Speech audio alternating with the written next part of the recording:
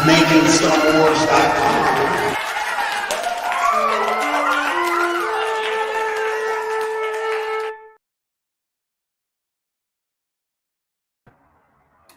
Hey YouTube, how's it going? As it would happen, as I went to go start up the video, the audio totally Let me get it going here. One sec. All right, we're back. All right, so hopefully you guys can hear me okay. So last night we reviewed the episode. We stayed up really late. I will admit to being overly tired, and what we did last night, I think, was really a review of the cinematography. And I'm not gonna apologize for that. I'm not gonna say that anybody should fake it, anything like that. I'm not interested in that. I don't think you should be either. I think you should only follow creators who will be honest with you. But I will also concede that I feel like in my overly tired state and where the conversation went, we ended up. I feel like my love for the episode was completely pushed down way too far, and then I was, giving my friends a chance to speak, and I respect their opinions, and I respect yours too. But I wanted to kind of jump on a little bit early and talk a little bit about like what I thought of the episode in a more structured way, in a way that's fair to the episode, because I don't think I was ultimately fair. I think I was like story stuff that I loved was being sort of pushed aside because of shots I didn't like. You know what I'm saying? And that's probably to some extent a part of the fact that I have been following the story for so long that my emphasis was maybe misplaced. So if you guys are down to hear me talk about it some more, I am totally down. I just watched it again. Not tired, not after doing a bunch of work all day and staying up until 3 a.m. to like do it. It's not necessarily ideal to do it that way, but I also like to, be on the spot, like as we're doing it. I like to cover it, and I think that there's value in my initial reaction to it, and I also think there's value in my second watch with more tempered expectations and stuff like that. So once again, and if you want to be a jerk, you could be like, you're backtracking. I'm not backtracking. Everything I said, I still actually think, but I want to just talk in general about the like more of the story, more of the allure and stuff like that. Whereas both my buddies that were on with me last night are super visual people, and that's just where the conversation went. And I think there's value in that though. But yeah, I loved the opening of the episode where he's calling out to Qui-Gon Jinn, because like ultimately that's kind of where we're at with Kenobi. Like in a lot of ways, the writing and the story of Kenobi is super strong in that he is so isolated. Like he actually bungles the mission. I think that's kind of being overlooked in some of the subtleties of the narrative, is he messes that up. Everything that happens, he messes up because of his trauma as a Jedi. He doesn't believe in people anymore. He can't trust anybody, and he won't stay at the rendezvous point. He thinks he's being screwed over. But I will say, I do think he's not completely a fool, because Haja is a shyster. Like you see Haja like literally ripping people off, but there's more to the story than that. Like he was, in a weird way, hate to say it, dealing in absolutes, right? I mean, that's what he was doing. You're either absolutely good or absolutely evil. Haja, you know what? He likes money, but also was helping that family, I think. And which, by the way, it looks like that's Corran Horn. You guys picked up on that from that last episode? But anyways, so yeah, and then like in Revenge of the Sith, Yoda warns Obi-Wan, like, if you go into those tapes, you're only gonna find pain. He's basically telling him, like, if you follow this deeper, and you go down the path that Anakin's gone, you're just gonna get hurt.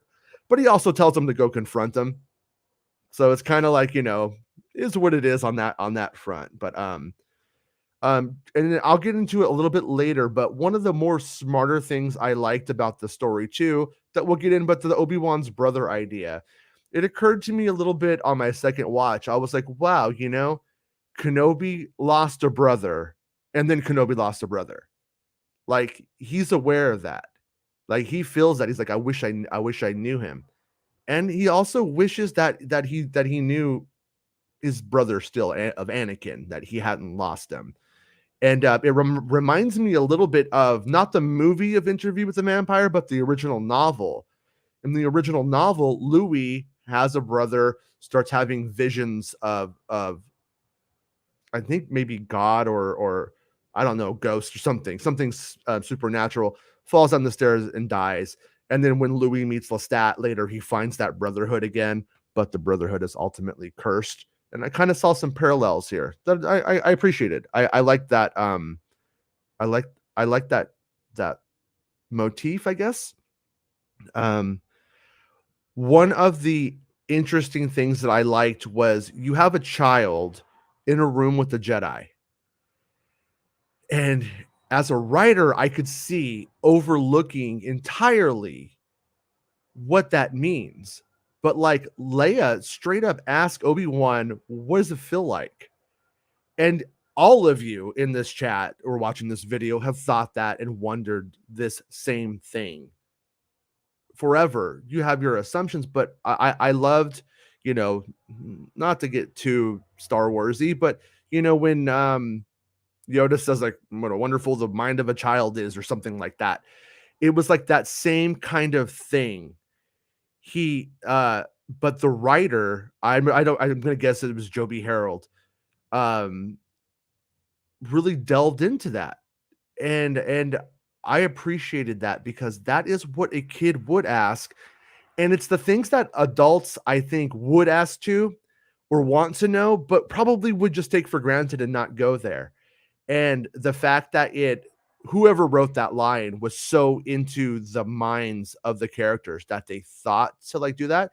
And then the analogy that Kenobi uses of, are you ever afraid of the dark? And then the light comes on, like that's powerful. That was really good. That was living in universe in the world, and it actually like being like, wow, I like that. I like that. There's depth to that concept. Um, I thought it made Star Wars better, truly. And just really quickly, I want to talk about the on-screen chemistry between Ewan and Vivian Lyra Blair is solid. Like she is great. I mean, she is a kid actor. She's doing like the kid acting thing, but that kid like will emote with her eyes. She'll feel what she's doing. If she likes the business, I think she actually has a pretty big career in front of her. Honestly, when you just look at her reaction to things, they worked with her really really well, and I am feeling Princess Leia, the character, through her at like age 9, and I think it's working. I really really truly do. It was my actual true deepest anxiety was that the kid might have been over her head, mishandled, just thrown into the scenes, and like I feel bad for Jake Lloyd a lot. I think Jake Lloyd was actually like a lot better of an actor than people think, and but I feared for stuff like that for her, and they're not doing that to her, and I think that is really good.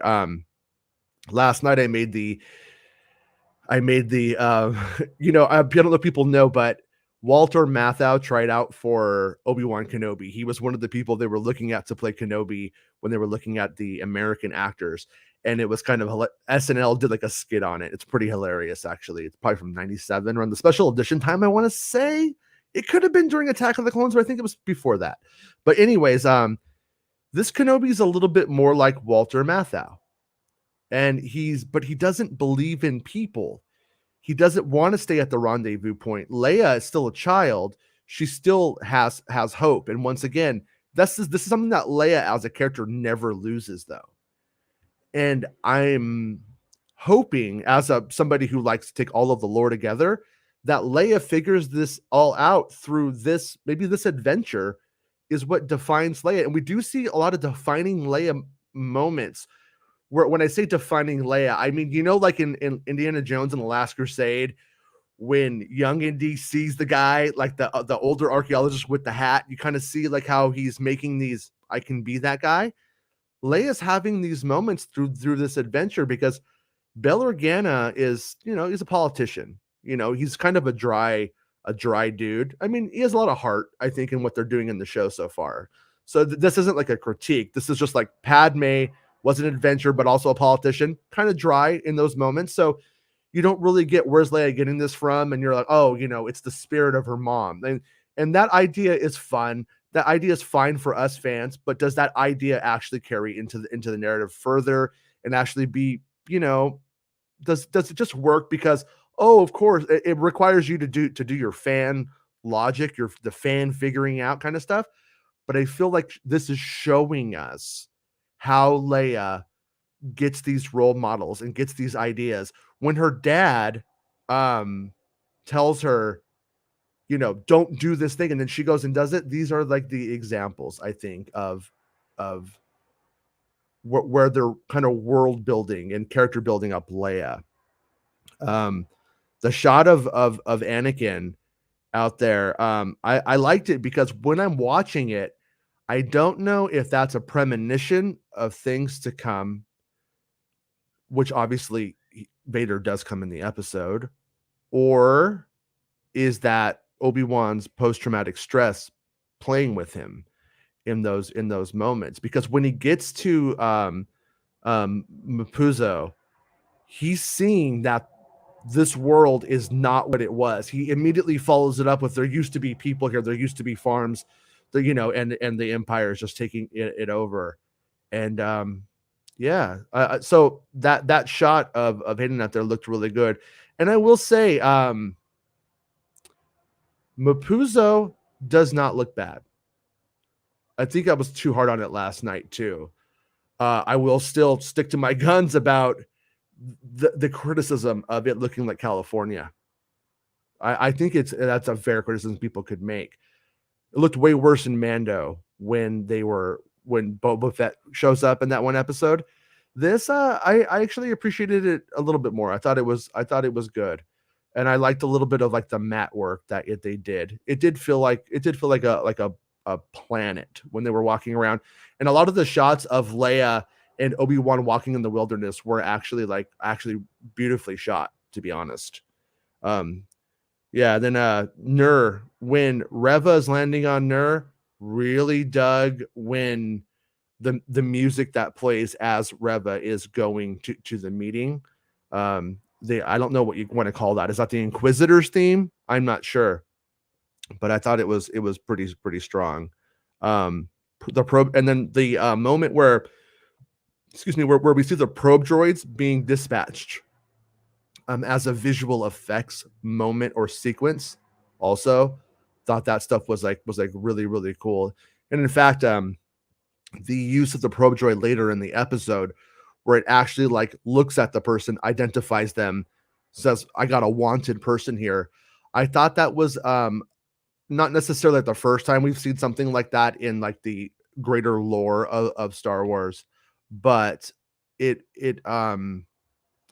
it made the probe droids, I feel like, feel a little bit scarier, like overall.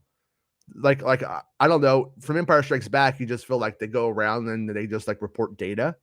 They just report data. Like that's kind of more what I thought. But when we saw here, it was actually like if you're a Jedi and it gets you on like facial recognition software essentially, which is probably a more modern concept. Maybe not the science fiction, but of course it would do that. And so I like that. Yeah, and like I said, Obi-Wan just keeps messing up. Obi-Wan messes up the whole plan in this episode because he can't trust and because he doesn't believe in people. I mean, his brothers failed him. Everybody turned on him. He's seeing Inquisitors who are used to be Jedi and now they're murderers. And but I will say, like Natalie Holt's score is definitely picking up here. I don't, for a Star Wars television production, I like it quite a bit. Will I listen to it for fun? Probably not, though. you know. Um, the character of Feck, I didn't really like him. He's supposed to be a hateable character. He's supposed to just kind of sort of be like that guy who just, toes whatever the people in power are and defers to power, and he has that, oh, those people over there, they pay their way and respect the empire, so they're good. And Star Wars is a little bit about questioning authority. It's not saying to be a rebel for the sake of just being a rebel, but it also, and like that guy is pretty much the opposite of that. The puppet I didn't love. But functionally it was good. When he got punched in the face at the end by Obi-Wan, I appreciated that. Um, yeah, so I'm trying to think of what else. Oh yeah, during that fight sequence though too, the gun choreography with Kenobi and everybody was really really stellar. Uh, before the second battalion comes, before Tala comes, that whole sequence was really really really well shot. The gun stuff better than the saber stuff for the most part. And just to talk about Tala for a second, I really like her character. I don't know if she lives or dies in this series. I don't know. So that's like still like a mystery to me. I don't know the outcome of the character, but I hope she lives, and I hope that character goes on. I liked that she, like, once again, to go back to the role modeling that happens in it, she, like, Leia's like literally watching her and seeing, like, and ask her the question, what what's it like doing this, and then she tells her, and it's like, that's essentially what Leia ends up doing. So Tala kind of being the proto Leia, I thought that was cool, and I like the character. I've really been into the underground railroad the way concept, because when I used to imagine episode 3, I used to imagine that by the time we got to episode 3 of Star Wars, not of the show but of Revenge of the Sith, I always thought he was Darth Vader by then. And I always thought that they were in hiding, and Padme was in hiding giving birth, and that, like, Darth Vader was like looking for his babies. Like, that's what I used to think it was when I was a kid. And I felt like I just kind of got that little thing that I always wanted in seeing, like, the safe houses and stuff like that, and like where it's going. And I like that. And also, we have American history and also World War II history that could draw upon. And I can't lie. I grew up Indiana Jones, the Young Indiana Jones Chronicles was very influential to me. I mean, it actually, like, I would say it changed my life, to be honest with you.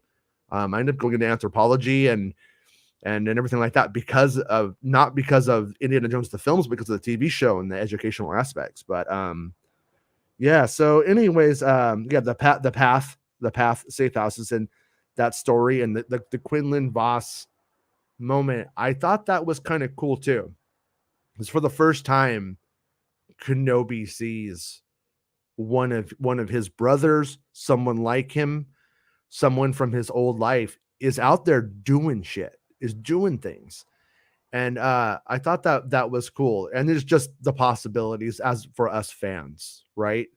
The fact that we may actually get Quinlan Voss down the road, and what's going on there. I mean, that could be really cool stuff. I mean, and I also liked that stuff from the previous episodes carries over. Bell Organa tells Kenobi, like, we all made mistakes. Fucking buck up, bucko. Let's go.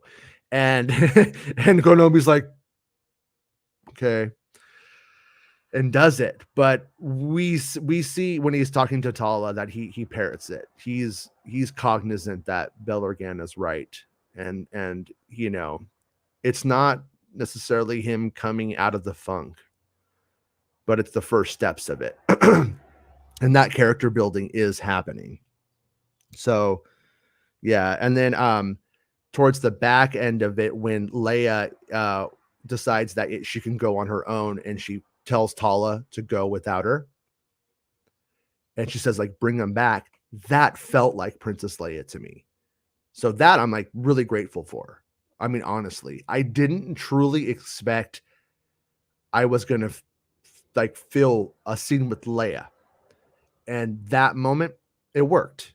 It really truly did. It made me feel like like I was seeing that character at that age. And I honestly didn't really expect that. I just expected we were going to have a kid who was an avatar for the character, which is, what you usually get. Once again, to go back to Last Crusade, which I think is actually like the highest compliment I can give the show, and it is, I think, Ripper Phoenix as young Indiana Jones, fucking dead on. And what they're doing here with Leia in terms of the character work is pretty fucking good. I mean, I'm pretty happy about it. And you could watch last night's episode to know about my criticisms about the duel and the way that Vader was shot. Still, the cinematography on that stuff, something about it just doesn't work right for me. And the fact that we see, like, I'll just say this too before I move on. Seeing Anakin built, and then seeing Anakin or Darth Vader being built, then seeing him in the castle, then we see him going through the city, but we're not seeing him as if it's the first time we're going to see him. I question the logic of not showing us Darth Vader in those moments. I don't know. I just that does not work for me well. But the burning of Kenobi, that worked for me really, really well. I was nervous about that. That was a spoiler that I reported, and I was like, man, but it was good. I could feel Darth Vader's hatred in those moments. I could see why he would do that. But the thing that I want to point out is what happens after. And I feel like a lot of people have been critical of, like, why doesn't he just jump through the fire? Why doesn't he force grab him and pull him back? Why? He just stands there and looks at him.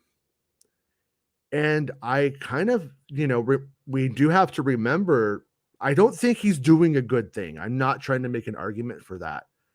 But there is still good in Anakin.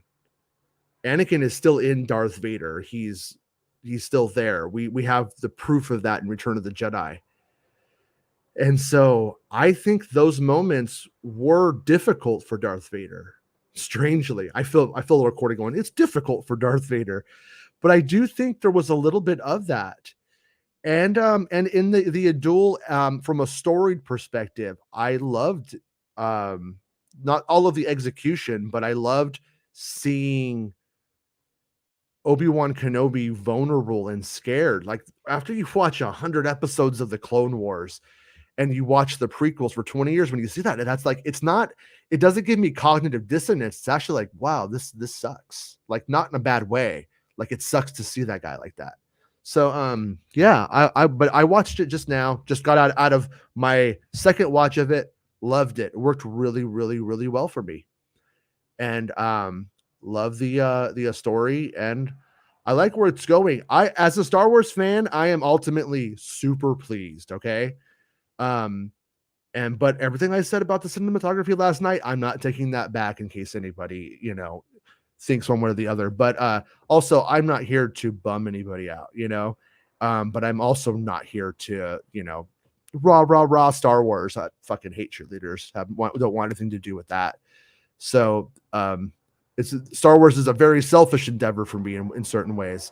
I want it to please me. I don't really care if it pleases other people, but when it doesn't, I'm not going to, fake it either, for what it's worth. But so that's my general review of the episode, and then I have critiques of the visual style of things, but I also am just fine with going, this is Star Wars TV.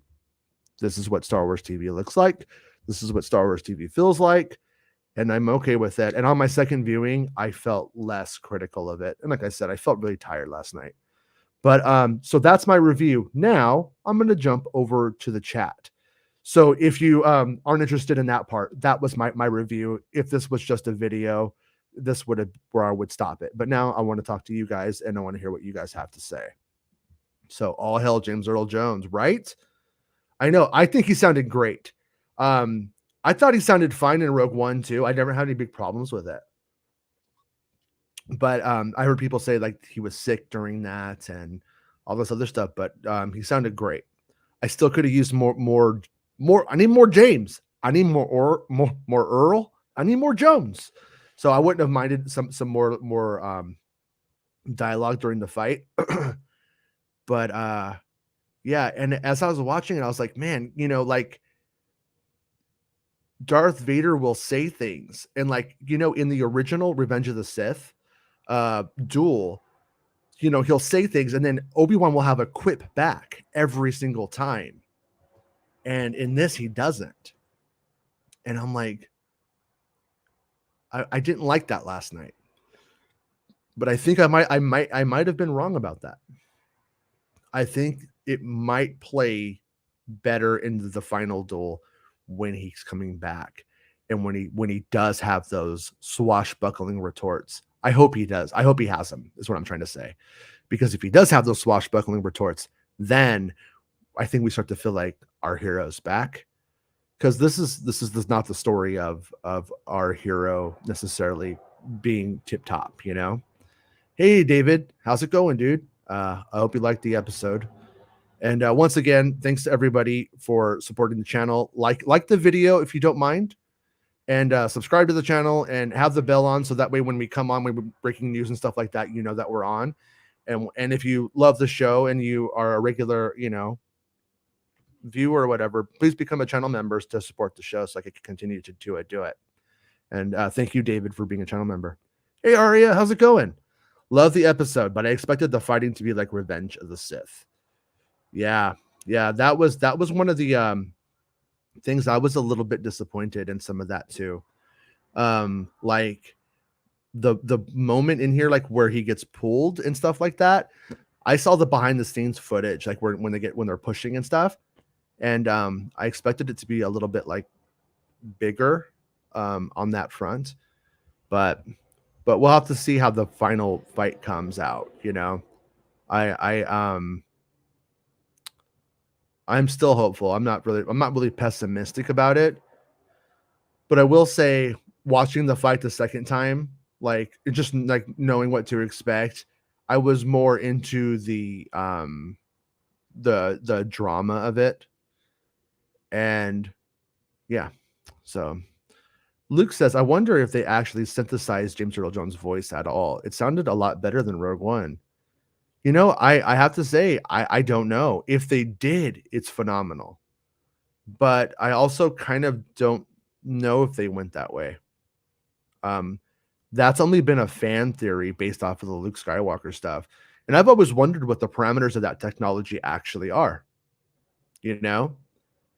Does it, for instance, work with somebody in James Earl Jones's octave versus somebody like Luke Skywalker's? Like, there's all these things to take into account.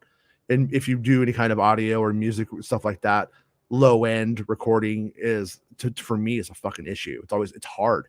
And so I always wonder if there's anything like that. And one of these days, I would love to interview somebody who does that stuff just to kind of like pick their brain on it, But I hope it's weird. I hope it's James Earl Jones, but if it is synthesized, that's fucking great because then we got the Jones forever.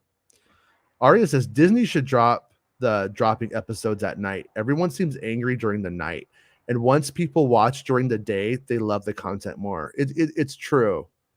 I think you're right. I mean, maybe I don't know. Maybe I shouldn't watch the episodes at night. Maybe I should just do it in the morning. I would personally love if they did something more like an 8 p.m.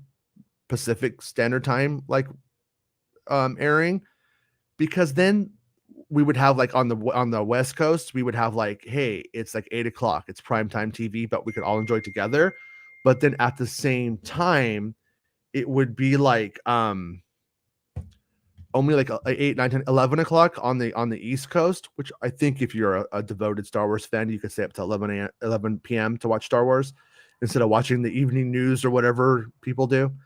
I don't know what normal people do, but you see what I'm saying? Like, I think that would be better. I think treating it like a world premiere would ultimately be more cohesive for the fandom and for content creators and their product. The midnight thing doesn't make sense. It's just an arbitrary time based off of a date. But I guess it is what it is. Hopefully, they like change that. Hey Thomas, how's it going, dude? Once again, thank you for being a channel member, man. I really liked the episode and I could understand the criticism, but man, I just felt deflated. So many people complaining about every little thing.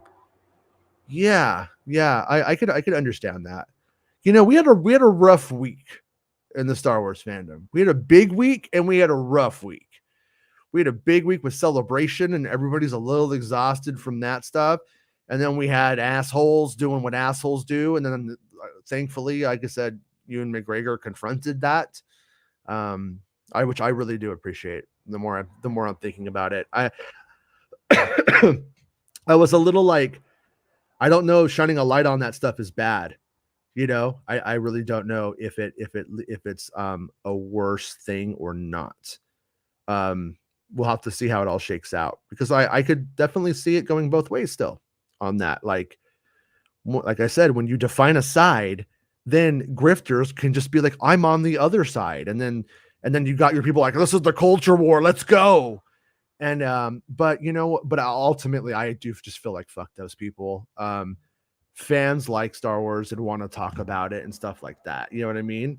And I'm gonna invite my buddy, the Spreezy, on, and I'm gonna send him the invite on Twitter. And Chris hasn't. Chris is. Chris didn't get to do the review with us last night, and I truly did miss his presence last night because I think he is.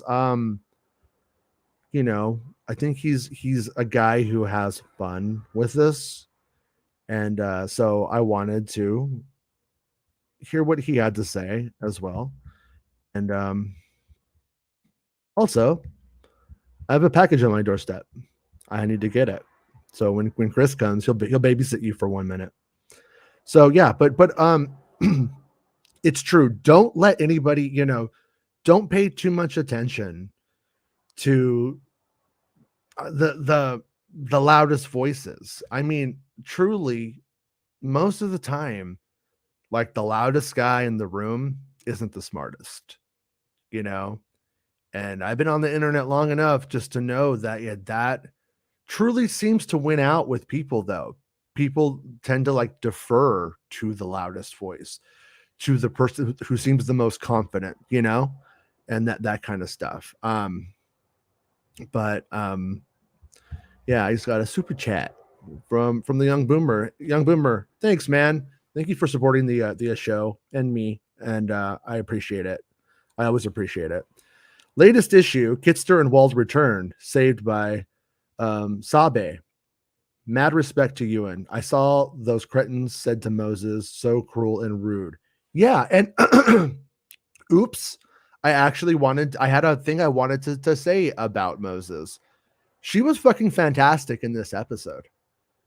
She was good. There was no in the first episode, I think there was a little bit of struggle with the writing and like, the fifth brother being like, third sister, and that kind of stuff, and her having to be like, yo, like I'm gonna fucking get you, and like that kind of stuff. I think it played weird because fifth brother's weird, and so I just think I kind of don't really see that any performance really working well with it. To be honest, I mean, I am critical of the fifth brother, not digging him or the execution of him, but the way when she walks into that room and then the performance on her face, the silent acting when she sees the Jedi symbol on there, there's a whole when I'm watching her eyes, I'm hearing lines that Moses has written for the character, I think, when you get down to it.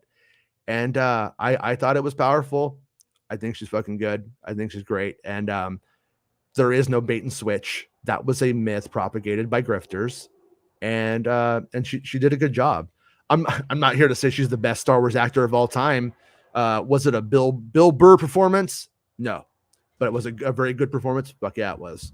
And I think and I like the character and I like Moses. And so I'm happy as a Star Wars fan. When something's bad, it hurts more because I'm like I'm gonna have to I gotta live with this because I'm gonna keep watching this stuff because I'm into it, And I'm gonna tell. I don't know if Chris saw my invite, so I'm gonna tell Chris that I sent him the invite, And I think if Rob wants to get on, I don't know if Rob's here, but Rob is welcome to come on too. I just wanted to do a review of my thoughts. Since on Twitter, man, on Twitter. Come on, man. All right. So, anyways, yeah, let me see. This was the comment I read. Yes. Yeah. So, I do think it's like you do kind of want to like go and see what are people like literally thinking. But I think another important thing is don't get your validation from anybody. And big words coming from me because I will readily admit to needing validation throughout life at times, and I hate that about myself when I look back at times when I wanted validation, and when I came to like and I'm not saying this as you, Thomas, um, but it's like you don't need anybody to validate your opinion. You don't need anybody to validate what you love, whether it's a boy or a girl or a they or a them or a TV show. Just all you need is what you think, and that's not in my best interest to say because really it would be best if I brainwashed you all into thinking that my validation from me and hearing your opinions echoed back was like a thing. It's a thing that they do on these channels. I don't do that. I don't like it. I think it's gross. Hey, Chris, I cannot hear you, but still can't hear Can't you. hear you, dude. Can you I hear hear me? you now. Hey, dude, I'm gonna go get a package on my doorstep, and why don't you start off by telling people what you thought of the episode? Okay, that's not gonna work, is it? The Porch Pirates are gonna win, Chris. We can't hear you. Um, but as soon as we get audio from Chris, I will defeat the Porch Pirates. I know I can do it. Yeah, Chris has no audio. I hope you guys can hear me, but I cannot hear Chris. Chris will probably come back in a second. But I know those Porch Pirates are out there. I'm having my own Star Wars adventure with Porch Pirates, by the way. Arya says, now that the fight happened, weren't we supposed to get a battle of him on Nur and a ship? What on Earth happens in episode 4 now? So episode 4, that's always the one where I was like so episode 4 is all on Nur. It's like it's episode 4 is the Nur episode. And that hasn't changed. What has changed was is I think Roken's going to go into the 5th episode, maybe from the 4th episode. This is where we run into that those parts where we don't know where the episodes start and end necessarily all the time. And Chris, can you hear us now? Yeah, I can hear you. Yeah. Okay, so did you hear what I said or no? No, I didn't. No, I just. Okay, I need to go get a package off of my doorstep. I'm Yeah. gonna go grab it really quickly and just share your initial thoughts with everyone. Okay. Yeah. No worries. So I watched the episode and I watched it again straight after. Took some notes, and my mum threw them out. So appreciate that, mum. Thanks for throwing them out. But I really enjoyed the episode. I think something is lacking though. Something is lacking in terms of scale and scope. Like I miss I miss the movies. I miss the Star Wars movies where everything just looked amazing. And we have to be honest that these shows look good, but something is lacking. Like something isn't there. But you know, I liked it. I liked it. I mean, the fight wasn't great, but I think they're saving that for the second fight that they have. Yeah. So I was just saying, Jason, that I liked the episode, but something is missing, like in terms of the scale and the scope of. It's not like the same as the movies, and I kind of miss that. I kind of miss that. You could tell it's a TV show. You know what I mean? Yeah. And they look like they look like TV shows. Will's right. Will Morgan. They do look like TV shows. Yeah. And I miss the movie experience. I miss the grand. I'm coming down from like the spaceship entering the planet. Everything looked magical. Now it's just it's kind of like basic. It's kind of like the same surrounding of like the desert or like an like a field in California. You know what I mean? Like a it's yeah. Yeah. But yeah, I was saying that I actually took notes to go through with you. Thank My you. mum, yeah, my mum. I did too. I read him at the start, but we'll go through yours now. Yeah, my mum threw them out. So thanks for that, mum. Oh, mom threw them out. Yeah, she Well, threw them hey, out. at least it wasn't your vintage Star Wars collection or something like that, like most moms tend to do. That That isn't is that like the true. classic Yeah, story? I used to have them all, man. Then my mom threw them out when I went to 7-Eleven one day. Like it's yeah, that always something sucks. like Yeah, that. that sucks. But actually, just to go off topic for a second, I had to buy a visa to enter America, Mhm. like like a ESTA. I don't know. I think it's called an ESTA, and it's like Uh-huh. $20, right? Okay. And I went to the first website I found on Google, and I paid 190 for it. So I'm feeling pretty dejected right now. So that's pretty annoying. But Yeah. yeah, it sucks. But I was Sorry, just dude. saying, yeah, it happens. It's my luck, right? But Yeah. um, I was just saying, like, what happened to the fight? Like, a lot of things seem to be cut from the fight, like the force push, how he went like 50 yards, and Kenobi telling It him, was like like, 50 feet. sorry, It wasn't 50 yards. oh, It it's was like 50 15, feet. Yeah. 50 No, feet. 50. Okay, It was like 50 feet. And yeah, the angle at which we got that, it was really that it was really like the same, but it really didn't play like I thought it would. Or yeah, it didn't play as dramatic as it was explained to me. And then I did see that footage. And some of that footage leaked. Remember the footage leak? Like you saw yes, some of that yes, yes, stuff. yes, yeah. Yeah, and like the yeah, there was just it was in the edit, like things changed, I So, guess. so dialogue, we lost some dialogue between Kenobi and Vader. I take it we lost a lot of Yeah, dialogue. I think that would have yeah, helped. I think if they kept that, I think it would have really helped the scene.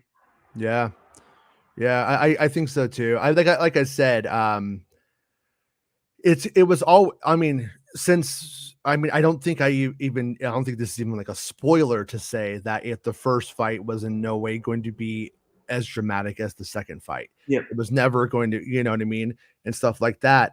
But the one thing I do wonder is if you take that, if you sort of imagine that fight was like here, then the next fight's going to be here, and I think that might help people sort of put their expectations in check for what that fight is going to be, and then hopefully it goes even further Yeah. when it happens. But So also, are you expecting better, a better fight in general? yeah, because Obi-Wan wasn't fighting. Obi-Wan Yeah, it didn't wasn't. really fight in that fight. Yeah, it wasn't. Obi-Wan defended and ran, and so I think there's going to be a big difference between Obi-Wan actually like having something to fight for, Yeah, and needing to press on and stuff like that. Whereas like here he's just trying to run away. yeah, If he yeah, could if he could have just ran away from the very start, that's what he would have done. I wouldn't say it was necessarily a confrontation as much as I'm just going to buy time to get Leia home. yeah, Because Obi-Wan still knows, like if we look at the if we think about the psychology of the character in that way, Obi-Wan, he needs to protect the kids. yeah, So Obi-Wan going and basically committing suicide yeah. here Sacrificing himself too. would save Leia. Yeah, Yeah, it would ultimately be what saves her. So he kind of has to like almost by his mandate, if you will, has to like do that. And yeah. but he's not going to because he wants to confront him or anything like that. He's buying time. What I was hoping for in this part of the fight though was that I was hoping that there was going to be more of them talking about. I was gonna hope he was going to try to reason with him more here, and then in the final fight, that's where he's like, I can't reason with Yeah, this guy. yeah, yeah. And they have to. Can also seeing Anakin like at the start of the episode was very cool for me. Yeah. I wasn't expecting that. Like I don't think you reported that. Maybe you did, but it was just an awesome surprise. Like I was not expecting that. You know what I mean? I'm a So yeah, yeah, yeah. Full spoiler. disclosure on that shot was that I knew they did that shot right, Yeah. but I didn't know. That's why I didn't know if the flashback stuff where I knew it was Revenge of the Sith like based like dialogue and stuff from the prequels. That's where I didn't know if they were reshooting that stuff. Gotcha. You Yeah. see where I'm coming from on that now? Yeah. And Yeah. that's why I was like, yeah, it might just be like clipped in, which it actually ended up being. And then, but I was like, but why would they?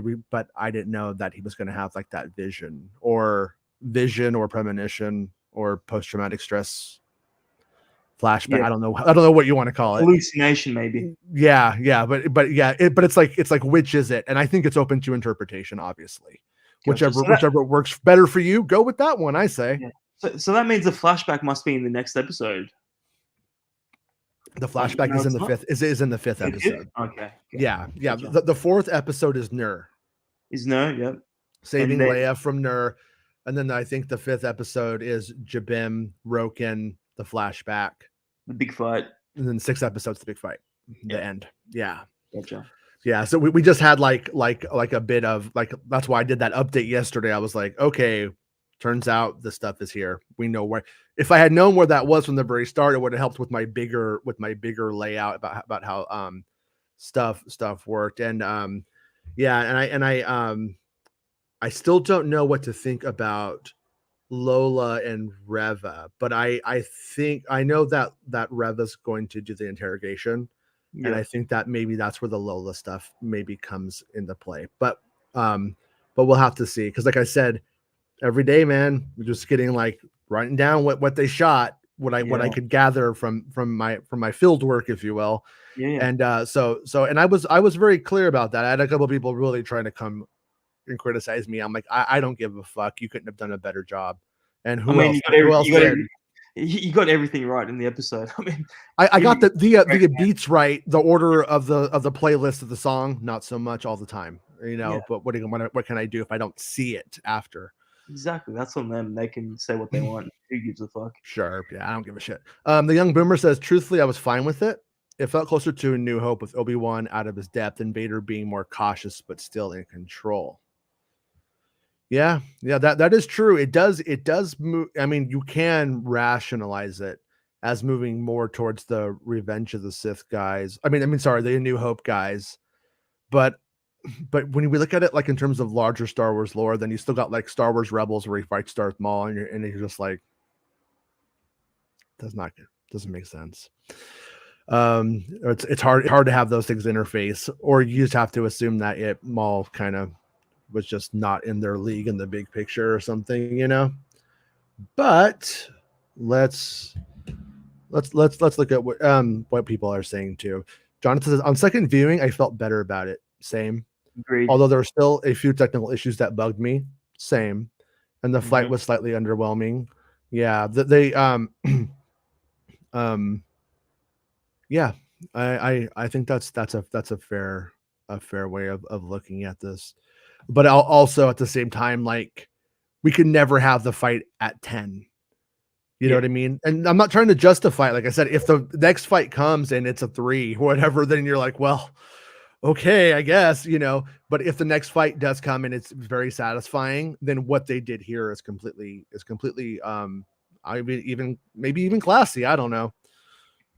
We'll have to see. But Vader's Lair, love this episode so much. I'm glad, dude. Yeah, I actually love it. I actually love the show a lot. And I'm, you know, I don't love Book of Boba Fett. I just don't. Honestly, I'm gonna be honest. I really, really like Mando, and I do love Kenobi. I do love the show so far. It would really have to shit the bed for me to at the end of the day go like, I'm good. Yeah. It's definitely like this is a show that I'm going to be watching all the time. It's definitely a show that will make it into my Star Wars playlist of shit I still watch all the time. Well, let me ask you this: we're halfway through this series. Is it where your expectations were? Were you expecting more? Were you expecting lower? Like, or is it right par where you thought it would be? It's par with what I thought it would be in terms of story and stuff like that, and that's ultimately what I care the most about. Yeah. I did expect it to look like I said, a little bit better at times. Yeah, And yeah, and like I said, it does have a couple of visual issues here and there. But at the same time, like when I say that, then everyone is absolutist. So that means I'm saying it looks bad the whole time. no, It's we're not not. saying. I love like there's a lot of moments with the lightsabers that actually light up that I actually really did enjoy, like the shots like of Kenobi with it when he turns it on and he's looking for Vader. Like that shit was good. It was and it was frightening. And I'm not a big fan of the PR things. I understand the game. I understand how exhausting it must be for you, McGregor, to have to come and tell the same story over and over. Yeah. And Yeah.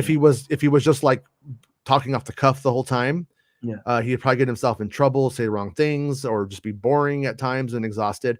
So they kind of get like their spiel down. Yeah. But when he said, like, I was afraid, when Vader comes for me, like I was like afraid. I was like, when I saw the moments, I was like, yeah, that did actually look pretty terrifying. Like Well, that did yeah, actually work. that's the thing, Jason. Like when I got into Star Wars, I was 11 years old. Mhm. If I was 11 years old now, and I saw Vader dragging the woman and force choking the people and that, I would shit myself.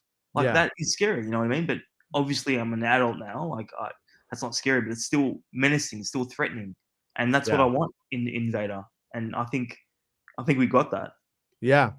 Yeah. And the one thing I liked mentioned on that note on my second viewing was I felt like I wanted him on my first viewing to be calling out to Kenobi saying, I'm gonna basically tear these people apart until you come out and give yourself over to me. Yeah, And that he was going to play on that Jedi idea that they did with Nari at the start. And I wanted that. But at the same time, what we did get that I read better on my second viewing, just understanding what it was, and it was that as he's going through looking for Kenobi, he's just murdering everybody. well, that's Everybody good. who was just in the way during his annoyed, hissy fit, godlike state. He's just fucking everybody up. Yeah, And I was like, okay, I can live with this. I'm fine with this. You know what I mean? 100%. Yeah, Arya says people only hated the slow fight and Vader not walking through fire. The episode is actually pretty good. Who do you think is under the robot costume? Quinlan? Why do people keep thinking there's somebody under the robot costume? He's a robot. this is a droid. He's Yeah, a droid. It's not a mech suit. It's just a robot.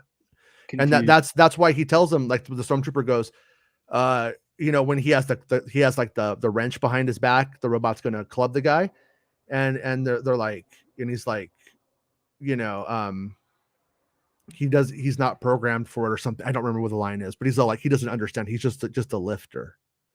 Yeah, And so that was the thing, is he has like the droid was supposed to not have any like social programming. He's just simply an automaton who moves things, and clearly he's not. But I don't think it's somebody in a suit or anything like no, that. If that's what you're getting at, I think that's not what's going on there. Ryan says the rewatch helped me get over some of the nitpicks of the camera work. Yeah, I agree. Me too. Me too. And I mean, ultimately, the saving grace is that I love the story. And so whenever there are any visual things that I just don't really care for, the story is working, so it does trump the, I don't know. Like I said, it feels like, I mean, the best analogy I can use is it's like a fucking sports car, and then all of a sudden it'll have, like, a Prius stereo in it or something. I yeah, don't know. It's not consistently, like, in terms of like quality across the board, and I think that's probably just the nature of TV. yeah. Young Seems like that. Boomer Yeah, Boomer says, to clarify, I don't mean Obi-Wan's out of his depth in A New Hope. Yeah, yeah, yeah, of course. No, no. Obi-Wan in A New Hope has a very clear plan and idea of what he's doing. Jedi of Chicago says, my biggest issue was I wish they had wrapped up the Leia plotline with this episode, and we're now focusing on Vader hunting Obi-Wan. Um, let's see what you think next week after they have to basically go into the Alliance Den to get the kid back. Let's, I mean, and I think it's also kind of a good Reva moment for her, that she Reva, that she figures out what they're doing. She thinks like them, and does some detective work. They're inquisitors, they are detectives at the end of the day. And she does some solid detective work, and then she gets the kid. And I like that element of the story. But also I'll say an anxiety, a fear I have of it, is that we end up on Nur, and there's three sets, and nothing really feels like it moves. Like, mhm. But I mean, Static. when she's walking through and stuff like that, it felt good. So I'm hopeful, but you know, we'll have to see how it plays. Darren says, "Hey Jason, I loved episode 3. 9 out of 10 for me. Cool. Vader scenes were brutal. And I actually love the camera work. I know you didn't particularly, but I love the visuals and camera panning around Vader. Sorry. No, dude. Sorry you didn't enjoy it, man. No, I did enjoy it. I like I said, like me not thinking that stuff was my favorite doesn't mean I didn't like the episode. You know what I'm saying? And I don't want to speak for my friends on the episode last night, but I do think that that stuff maybe dampened it for them, like really, really in a big way. For me, like I do enjoy reading a good Star Wars novel. I do reading a good Star Wars comic book, and a good Star Wars story is what ultimately like gets me. And I think I got that. So I am a happy camper, believe it or not. Yeah. But I'm not the person who will ever say 10 out of 10. I think that's impossible, and there's always room for improvement. And I am a naturally critical person, and so I can just be critical but still love something, you know. Salamander Man. Obi-Wan went full Gohan, needs to train more. Yeah, hit the gym, Kenobi. Apollo says, "Who knew Vader was afraid of fire that he just put out with Force?" Yeah, I don't see that. I don't think he's afraid of the fire. I didn't get like Frankenstein fire bad. You know, even though he was like no before, he wasn't. I don't think he was doing the Frankenstein thing. I think he was. I think he was just like looking at him. Like in my reading of it, he's looking at him and he's like, "You pathetic son of a bitch." Yeah, I want you to suffer. And he's just like, look at you. And then he's like, you're getting fucking carried off by a robot. You were the most powerful dude in the galaxy, as far as I was concerned. You were the dude who fucking took my arms and my legs, and look at you, you little fucking bitch. And then another part of him is probably like, God, man, you were my, you were my father or my brother, and look at you now. And I'm just It's like he has pity on him. It's like he just, you know what I mean. He resents. He wants him to suffer how he suffered. You know what I mean? Yeah, and that is evidenced by the fact that he burns him and just like watches him. Correct. The one thing I would say is he's like, bring him to me, and then like one stormtrooper goes. I'm like, I don't think that one stormtrooper was going to lift up Obi-Wan Kenobi, just for the record. But you know, it is what it is. Yeah. And then Darren says, I would say the majority of people online love the episode. I've seen high scores for it on Facebook. Everyone I know loves it. And on Star Wars Twitter, it got a high response. The ones calling parts of it seem to be coming from Star Wars YouTubers. I don't know, man. I mean, YouTube is notoriously terrible, you know, and not positive. I don't think it's mostly like not a positive place. But once again, there's a difference between being critical and being negative, you know. But I had fun watching the show both times, for the record, and I had fun watching it now. I had more fun watching it now when I wasn't fucking exhausted. Yeah. I mean, yeah. I mean, well, I'm gonna next week. I think I'm gonna try to sleep in that day if I do the night show or something. Take a nap. I don't know. I'll do something different next time. Vader's there. Being from the Simi area, I appreciate it. I love knowing it's shit near me, but it's straight California. Laugh out loud. Yeah, it is. Shot, not shit. Yeah.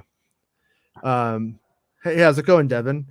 Haven't been a fan of Natalie Holt's score, but I love the music when they landed on Mapusa. Yeah, the music was. I enjoyed that.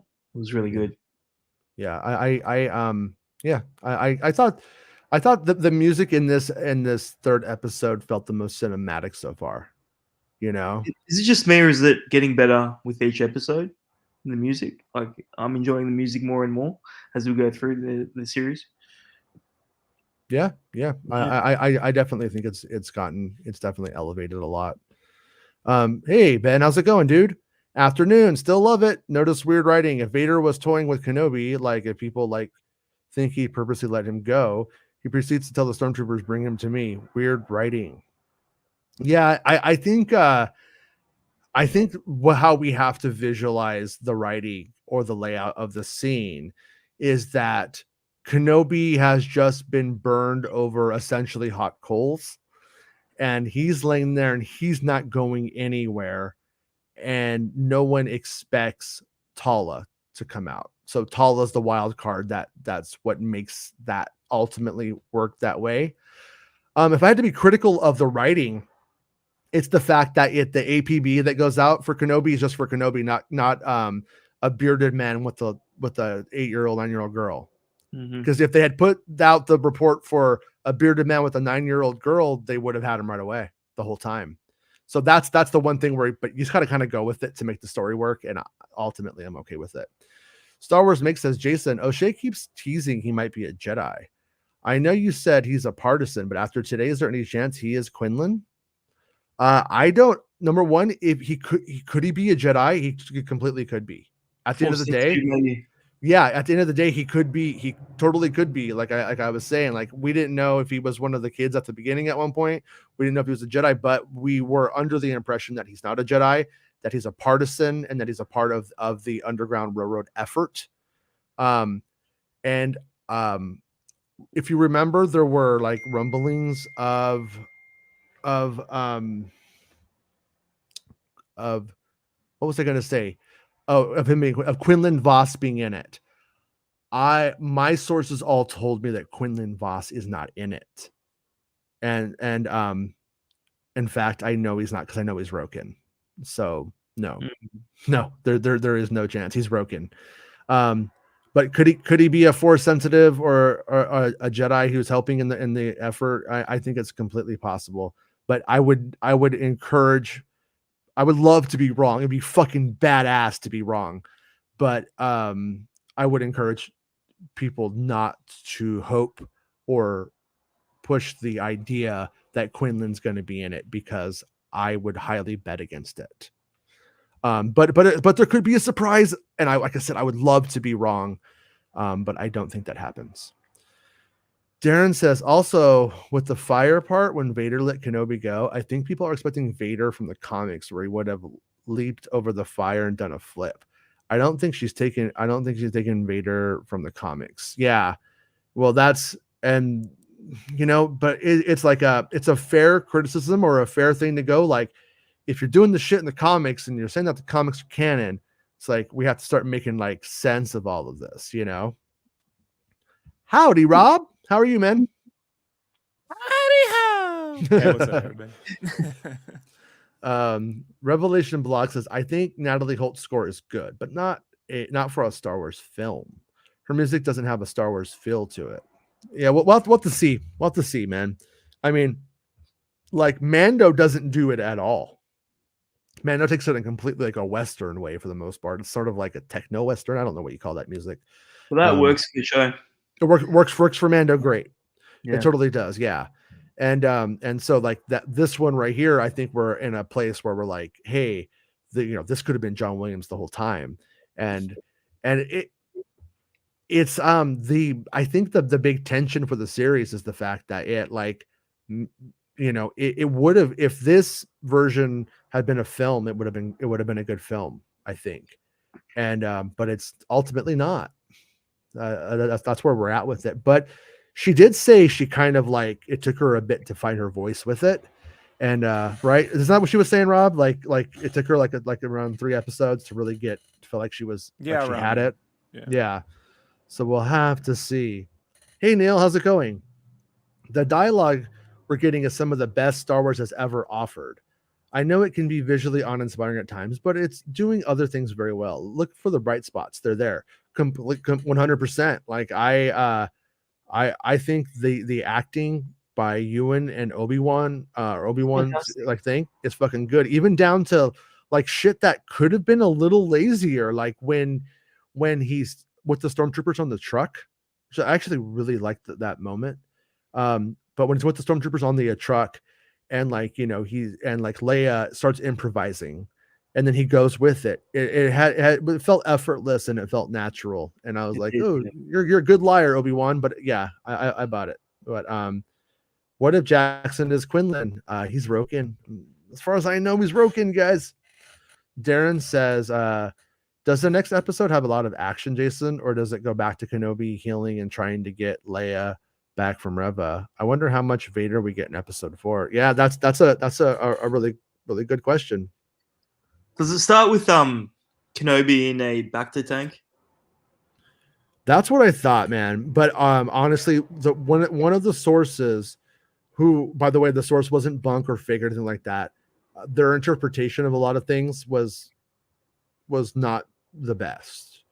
And so right now on that one, don't want to go too far into that. Yeah. I'm just gonna say wait and see Yeah, at this point, unless I hear something else, you know. for sure. Shut up, Meg. Is that Peter just talking to Meg Griffin? Wendy says, the way you delivered the line, "He's coming, master," in the beginning after Vader was put together sent chills down my spine. Yeah, that was definitely good. And you know what? I got to be honest with you. When I watched it last night, it was late, so I didn't have the volume up on my TV to like 60 like I did today, and I don't even think I even heard that line last night. And I heard it today when I was blasting it, you know. And it was I liked it a lot better. Robin, I really liked the woman who saved Ben. Yeah, Tala's good, man. I hope she has like a future as a character and in the series. She may die. I don't know if she does, but I hope she doesn't. Hello Me says, I think the first 40 minutes was a masterpiece.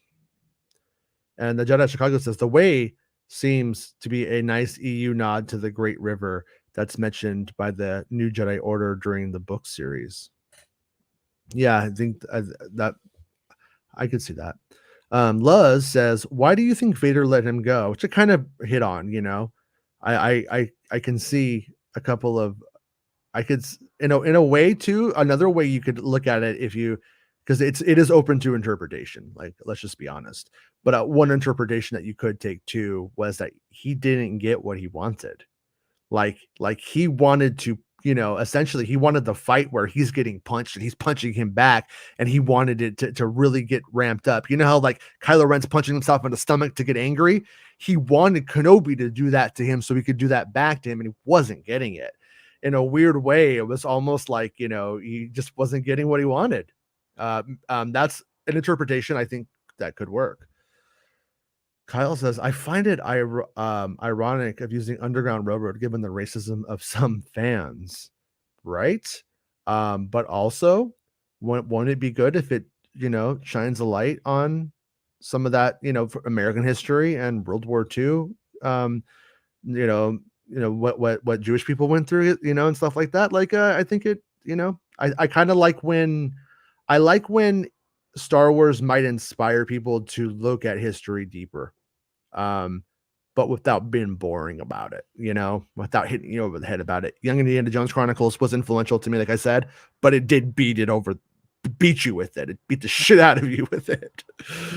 But Quentin Lee says, sup with 4 P's. What does the 4 P's mean? I think it's a code. You tell me. It's Illuminati. Robert Sinclair says, yes, me too, Jason, on what I thought Revenge of the Sith was going to be back in the day. I thought we'd be at Vader in the suit causing destruction by that one. Yeah, like in my head, like I always saw like Obi-Wan with the Padme character and the 2 kids, and they were like 4 years old or 3 years old, and like they were in hiding or something like that. Like I always had like, and I think me and Rob talked about writing fan fiction as kids. And when I was a kid in the 5th grade, we had typing class. You had to put your hands on the keyboard correctly, and you could just type whatever you wanted for that 45 minutes. And I wrote Revenge of the Sith. That's what I did with my time. And that's kind of where my head was at as a kid. But Hello Me says, Vader let him go because he knows Kenobi is weak. He will be trying with him. He'll be trying with him for a while. Yeah, I think that's a fair interpretation as well. You know, he's going to be toying with him. Yeah, and because he does like I said, I just don't think he ultimately got what he wanted. Like I said, I think he wanted him to hit him, and he didn't hit him. That's my reading of it, anyways. Rascal says, will the final fight be more epic? And will there be more dialogue between them? I'm pretty sure. I can't promise you anything, but I know of lines that were filmed and they weren't in this. So I have to think that goes to the end.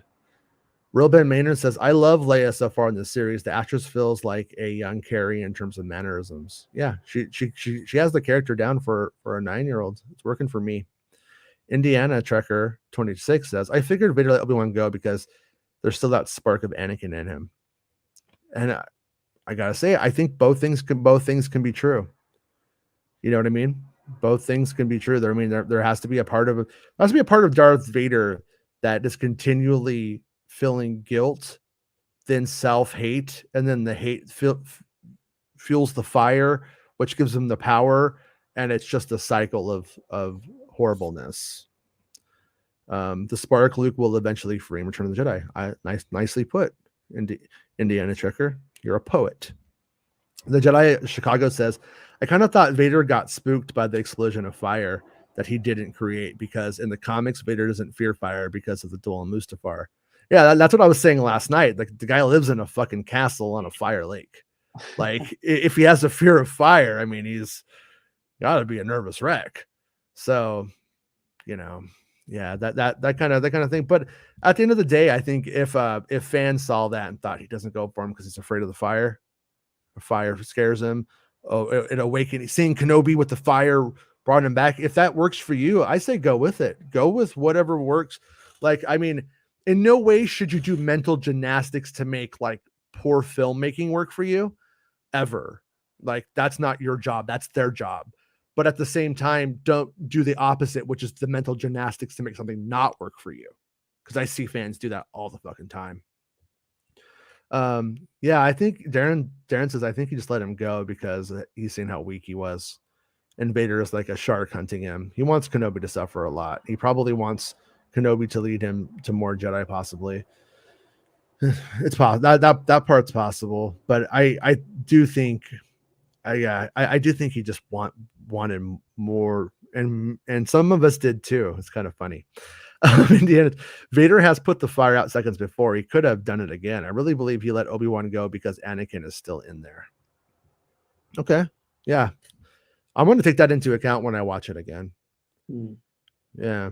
Well, what do you guys think? I mean, and in terms of lore, do you guys think, what do you think, and what do you think Vader's doing in that moment in terms of character motivation? Because I don't think Deborah Chow was just like, I want to go get a sandwich. I'll deal with this tomorrow. I do think there is an intention. Well, we see at the end of the series, I mean, how he kills Reva. Like, I don't think he's good yet. Mm-mm. I still think he's very evil. So I don't think there's any good in him at the moment. Yeah. What do you Rob? think, Yeah, Rob? I don't think there's anything to glean on motivation because he has said nothing other than he wants to get revenge on Kenobi.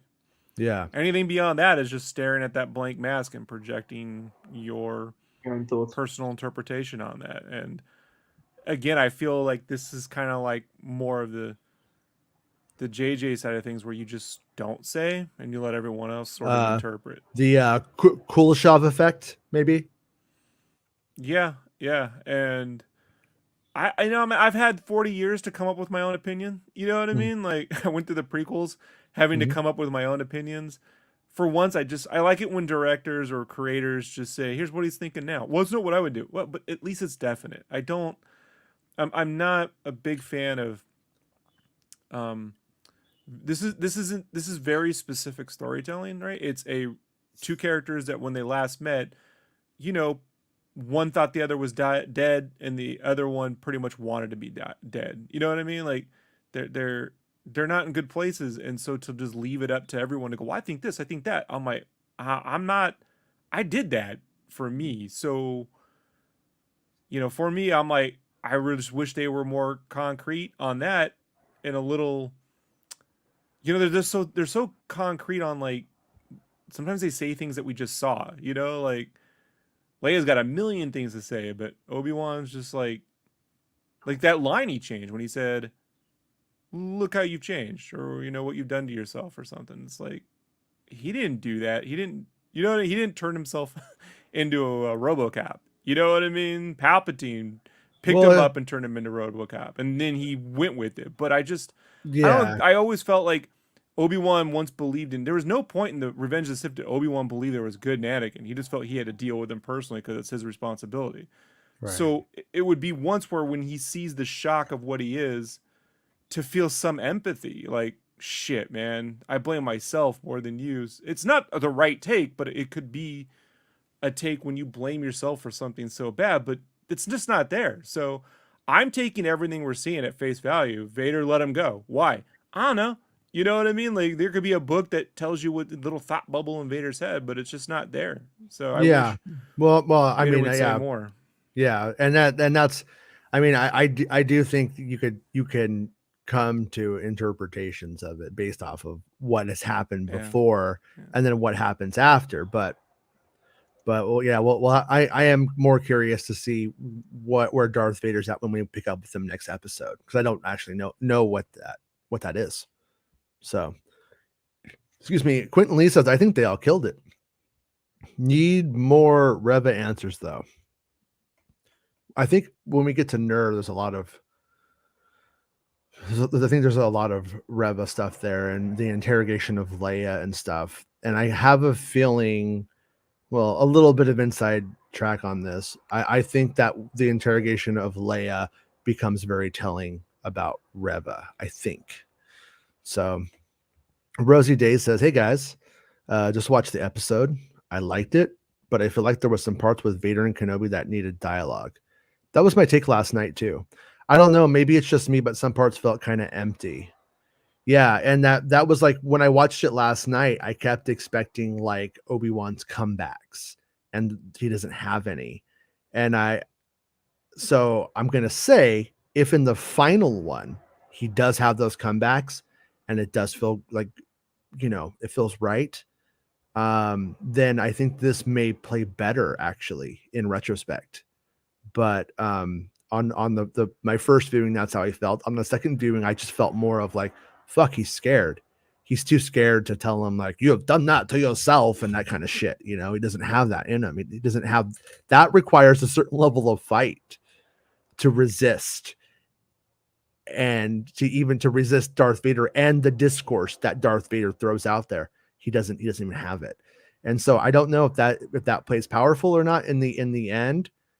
Second viewing, much more powerful than my first viewing. So James sounded much better than Rogue One. Okay. I wasn't critical of Rogue One, but you guys keep saying that. But I think I thought he sounded good in Rogue One, but I thought he sounded great here. I actually thought that was very, the Vader voice fucking is perfect in this thing. If anybody has a problem with that, I don't know what they're talking about personally. But you can. I don't care. Rosie Day says it was kind of funny when Vader was staring at Kenobi across the fire for like 30 seconds. Yeah. It's like I said, I think it's like letting you kind of fill in the stuff there. Is that right? I don't know. I don't know what the right answer is. My opinion of it will definitely firm when I watch it again. I'm gonna watch it with my kids again when they get off of school today. So.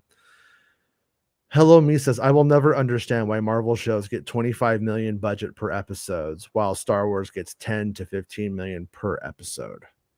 Well, it must have to do with what they think it's going to pull in. Yeah, I'm sorry, I skipped over a comment, and I'm sorry, I lost it. Somebody said it was like 80 million for this whole show. Is that true? Is that confirmed anywhere? If it is, I would love. What was that, Chris? I haven't heard that. Yeah, I haven't heard that. I haven't heard that either. I don't feel like I know what the budget is. If anybody does know though, please send it my way. I would love to post it in the comments or something. If you don't post it, if we don't get it in the chat today, I would love to see what the actual budget is, because I do think, once again, the budget of something does say what the parameters of it are. You could obviously say, well, this should have been a $1 billion production because it's Obi-Wan, and you could go that route. But I will look at like when George Lucas is doing the prequels and he's doing them for like, the price point that he did, like that's what you were going to get. And that's what he set out to like do. I always think it's fair to like, to some extent, to judge an artist by the parameters of the project. But yeah. but it's also doesn't mean you need to enjoy it either, does it? Rassel says, in what episode is the flashback with Anakin? I think that's 5. Richie says, anyone else go crazy when Obi-Wan said he has a brother? Yeah, Yeah, that was. I haven't had the chance to speak to you guys yet, but what's the deal with that? Are we going to see the brother in the future? Not in this series, but like down the line potentially, or is it just something that we're going to look back on and like nothing's going to eventuate? What do you think? I'm sorry if you've already spoken about it, but No, I kind of talked about it at the beginning a little bit. I think it's Obi-Wan. It's like Obi-Wan when Anakin says like you were like my brother, I failed you, and then he loses his brother. And I think what we're doing here is we're showing Kenobi having actually had a real brother and lost it. He lost that brother, and then he loses his real brother. But also, I think this is going to in another way through Kenobi is reinforcing Reva's backstory as well, her emotion behind it. When we see that with Kenobi, you feel empathy for him, you feel bad for him. He's easy to empathize with. Reva's not necessarily that so much because she's evil. And so when we see what she's lost, when we get more into why she's angry, I think it's going to ultimately help us sympathize. And I think it could be very smart plotting and writing. That's my take. Will they extrapolate upon that in the future? Probably or possibly. But I mean, I'm not expecting like there's some secret plan with like the Kenobi lineage, like with Yarn coming here and like saying the family tree, and here's this big story that's going to happen. But it would be fucking rad if Rian Johnson, that was his idea or something, and that was his trilogy with some kind of Kenobi thing. But I'm not expecting anything. Are you? I mean, it's fun to think about. I mean, the potential's there. I would love to meet his brother, but you know, Yeah. is he like a farmer? Is he like a fisherman? Like he's not a Jedi, so can he be that interesting? I don't know, but I wanna learn more about him for sure. Yeah. What do you think, Rob? Do you have any thoughts on that one? No, man. You Like don't know. we've. Yeah, I got a lot of people who like messaged me this morning where they're Mhm. like, "I don't think it's very good content, Rob. I love this." I'm like, "Yeah, you probably like the prequels." And so Kenobi having a brother, could they do something with it? Sure. Should they have done that if that was something they knew they wanted to do for the sequel trilogy and that's how Rey showed up? Hey, I'm all for it. Yeah. My instincts right now tell me it's just a line. They could do Yeah. something with, they couldn't. I just see Well, a lot of the same non-committal storytelling where they throw something out there and maybe they'll do something with it later, maybe they won't. Like Grogu wasn't an idea they tossed out in the first episode of Mando. There's Grogu. mhm. That's tangible. That's a real thing. What does that mean? It's not where there was an idea of one. And so like that's the thing where I just want tangible forward moving like we have a plan. I mean, this sounds like a broken record. I get it amongst sequel critics, but like I'm just not seeing a plan. I see like interesting ideas thrown out that aren't going to be resolved in this series. So obviously that's for later if they do something with it. Would have been Well, interesting if maybe he took his name after his brother, like if he had remembered his brother's name was Ben. I just remember the name Ben. And Mhm. so that's what he used. Then that would be something tangible. Like you Yeah, know what I mean? that was already established in George Lucas's lore that Ben was his undercover name. Um, but anyways, but that already did happen.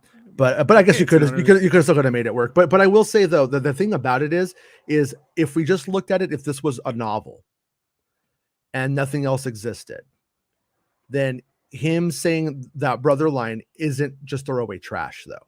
I don't think we should belittle it down to that because he literally like once again it's about the story about a man who lost his brother and the conflict that's going on between them. So having that play and also plays into Leia being an orphan and helps him relate to Leia and also relates to Reva. Like I think it's actually pretty smart if this was just a book. But if we're talking about does it mean anything else beyond this? I don't think so yet. But if that line gets everybody talking and stuff like that, it could have a future. That's my take, anyways. The chat could tell us what they think too. I say it's 50-50. 50-50. You know? Okay. It could. I don't Eh, know. You know. I'm a poet. What do you want? We always knew he had a family. It's not like the dude came from an incubator. So it's like he talked about parents, and I assume he had a family. You know, he was taken away. Perhaps Tales of the Jedi will show that one day or something. I disagree. I mean? In my head canon, Obi-Wan Kenobi was always a test tube baby. Yeah, well, that was actually the name of his band in Jedi Rocks. Right? Do you remember in the 80s when like that was like for some reason an insult? Whatever, test tube baby. Do you remember that? Like I remember people calling each other test tube babies. Those came from the kids that were out praying at the flag before school too. Oh, so, true. Remember that one? They all do that now, right? They kept doing it. It meant so fucking much to them. They're doing it to this day. I take a knee before I score a touchdown. Rosie Days says the other thing is the cinematography on and off, editing felt off. I don't know. Some weird choices were made. I think there's room for improvement there. It's true. There definitely is. Weird. Rudy Yard Phillips says no consistency in this franchise and things not aligning properly with the original trilogy. I can't consider this legit as there is no consistency and Lucas didn't write it. Well, I gotta say, if Mr. Phillips, if the Lucas didn't write it part, then it's probably just better just to check out on the whole thing after the 6 episodes and just, you know, enjoy those. Yeah. Because I mean, if that becomes like if that's a checkbox that you require, Lucas ain't coming back. This is not canon.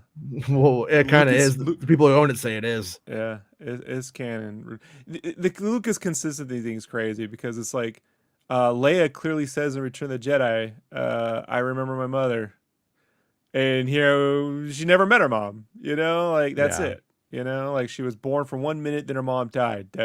So you know, like let's again, if you want to go to inconsistencies, you got to go all the way back to Return of the Jedi, and it all starts really there, you know, like So you have to make it. Like I said, you shouldn't jump through hoops to make it work, but don't jump through hoops to make it not work either. Mark says Obi-Wan is just speechless and unprepared. Kind of pissed with the Vader suit up scene, a lot of CGI. They spent a lot of time on Vader looking into the fire, reflecting on something maybe. Yeah, and that's where when I think of the Vader in the tube, I just want to give people like what I see in my head, right? I see that shot in the Jedi Survivor trailer where Cal's looking at that character in that shot, how dramatic that is. I get like they got a budget, but like then it has to be CGI. Then you can do it within whatever.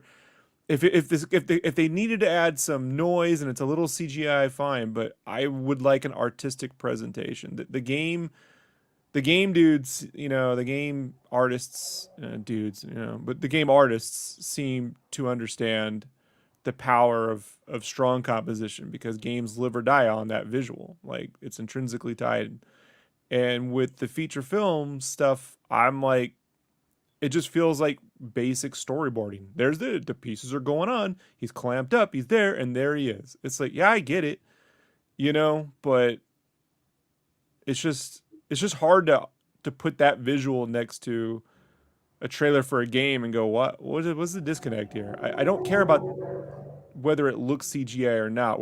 The prequels, we're way past something looking CGI or not. Like, so I just want it to look fucking cool. Like it should just look, there should be no deny. That shit looks amazing. It shouldn't be 50-50. And I've been saying this since episode 1, been pretty consistent. I think this is going to be a 50-50. If you know what I mean?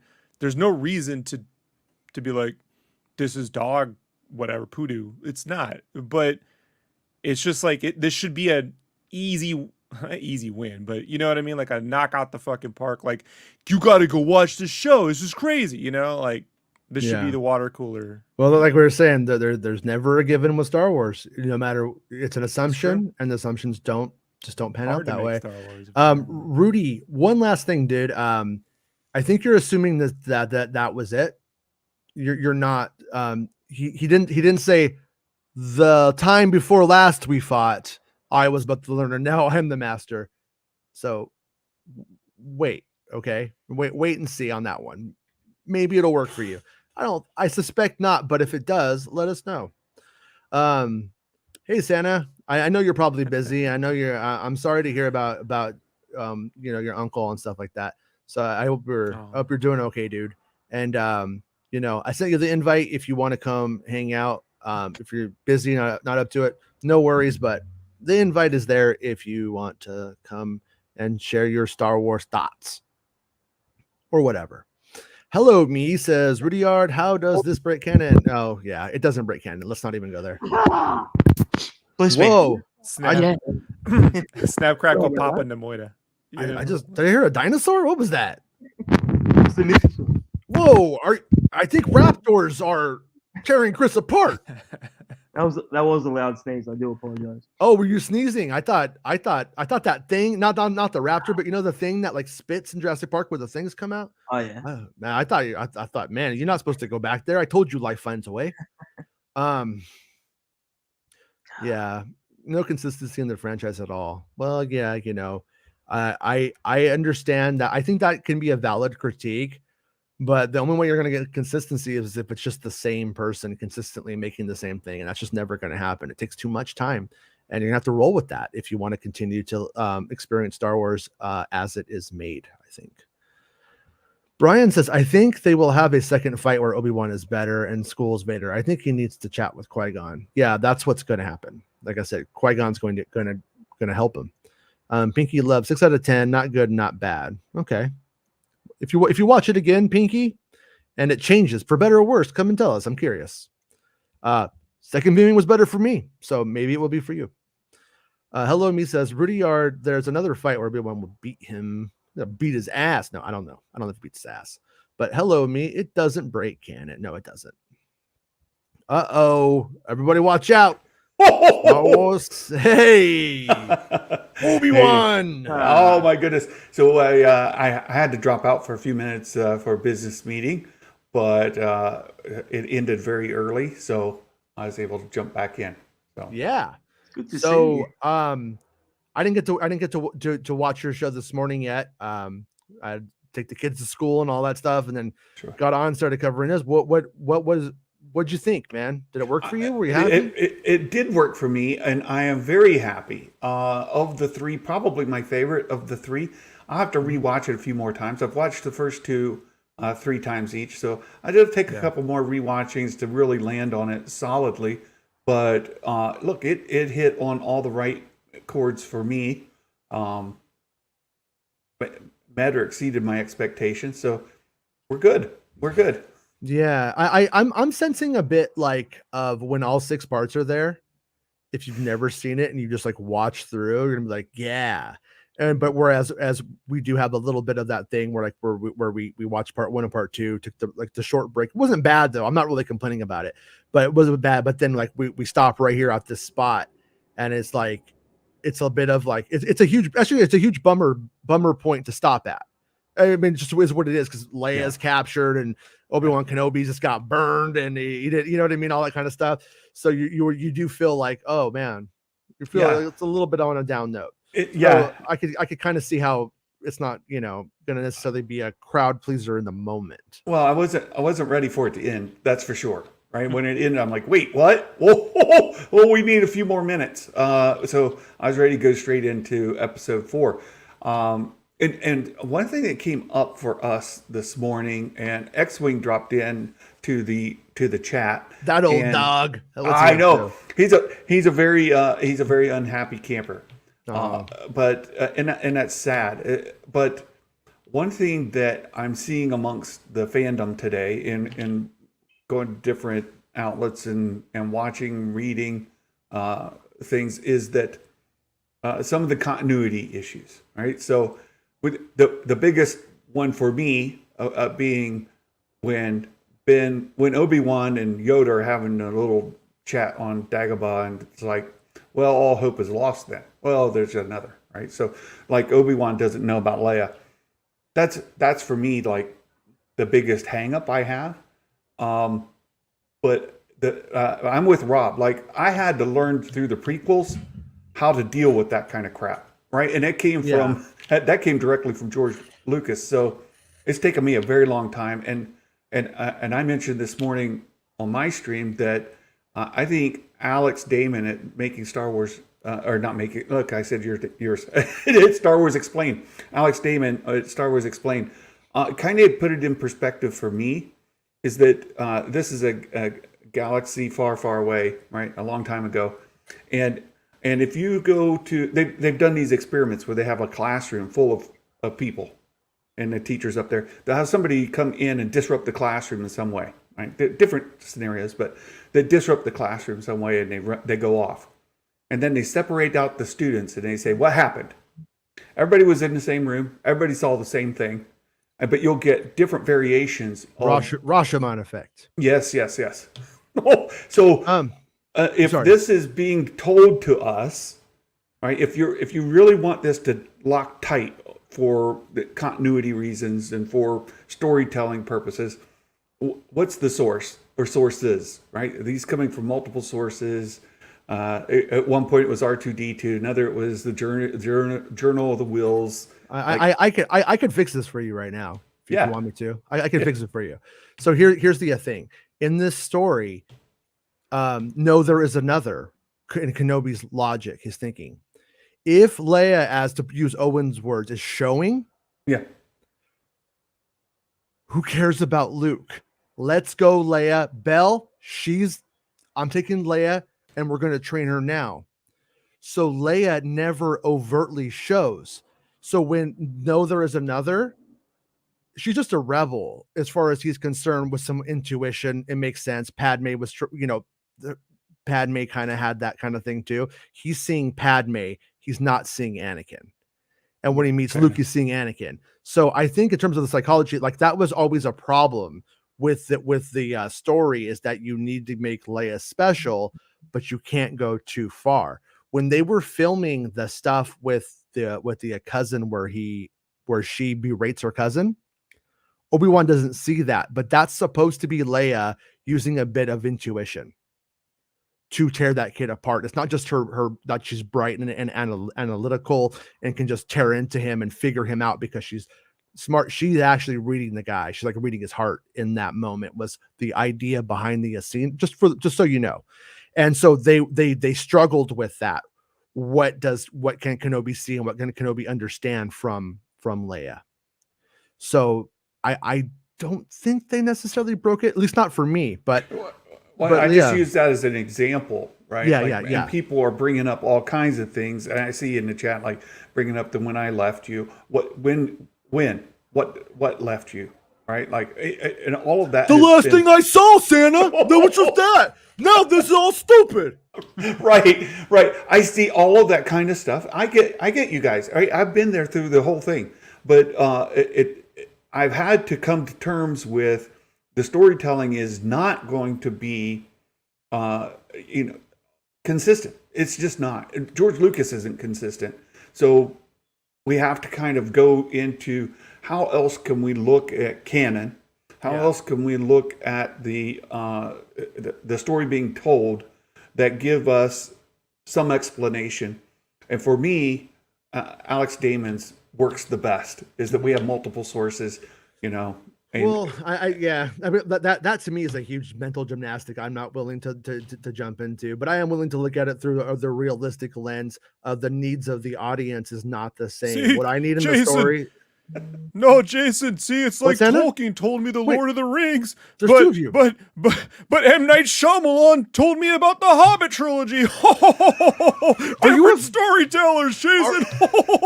Santa, are you a ventriloquist? How are you doing this? I am. Look, my lips aren't even moving. You just never know who's telling the story.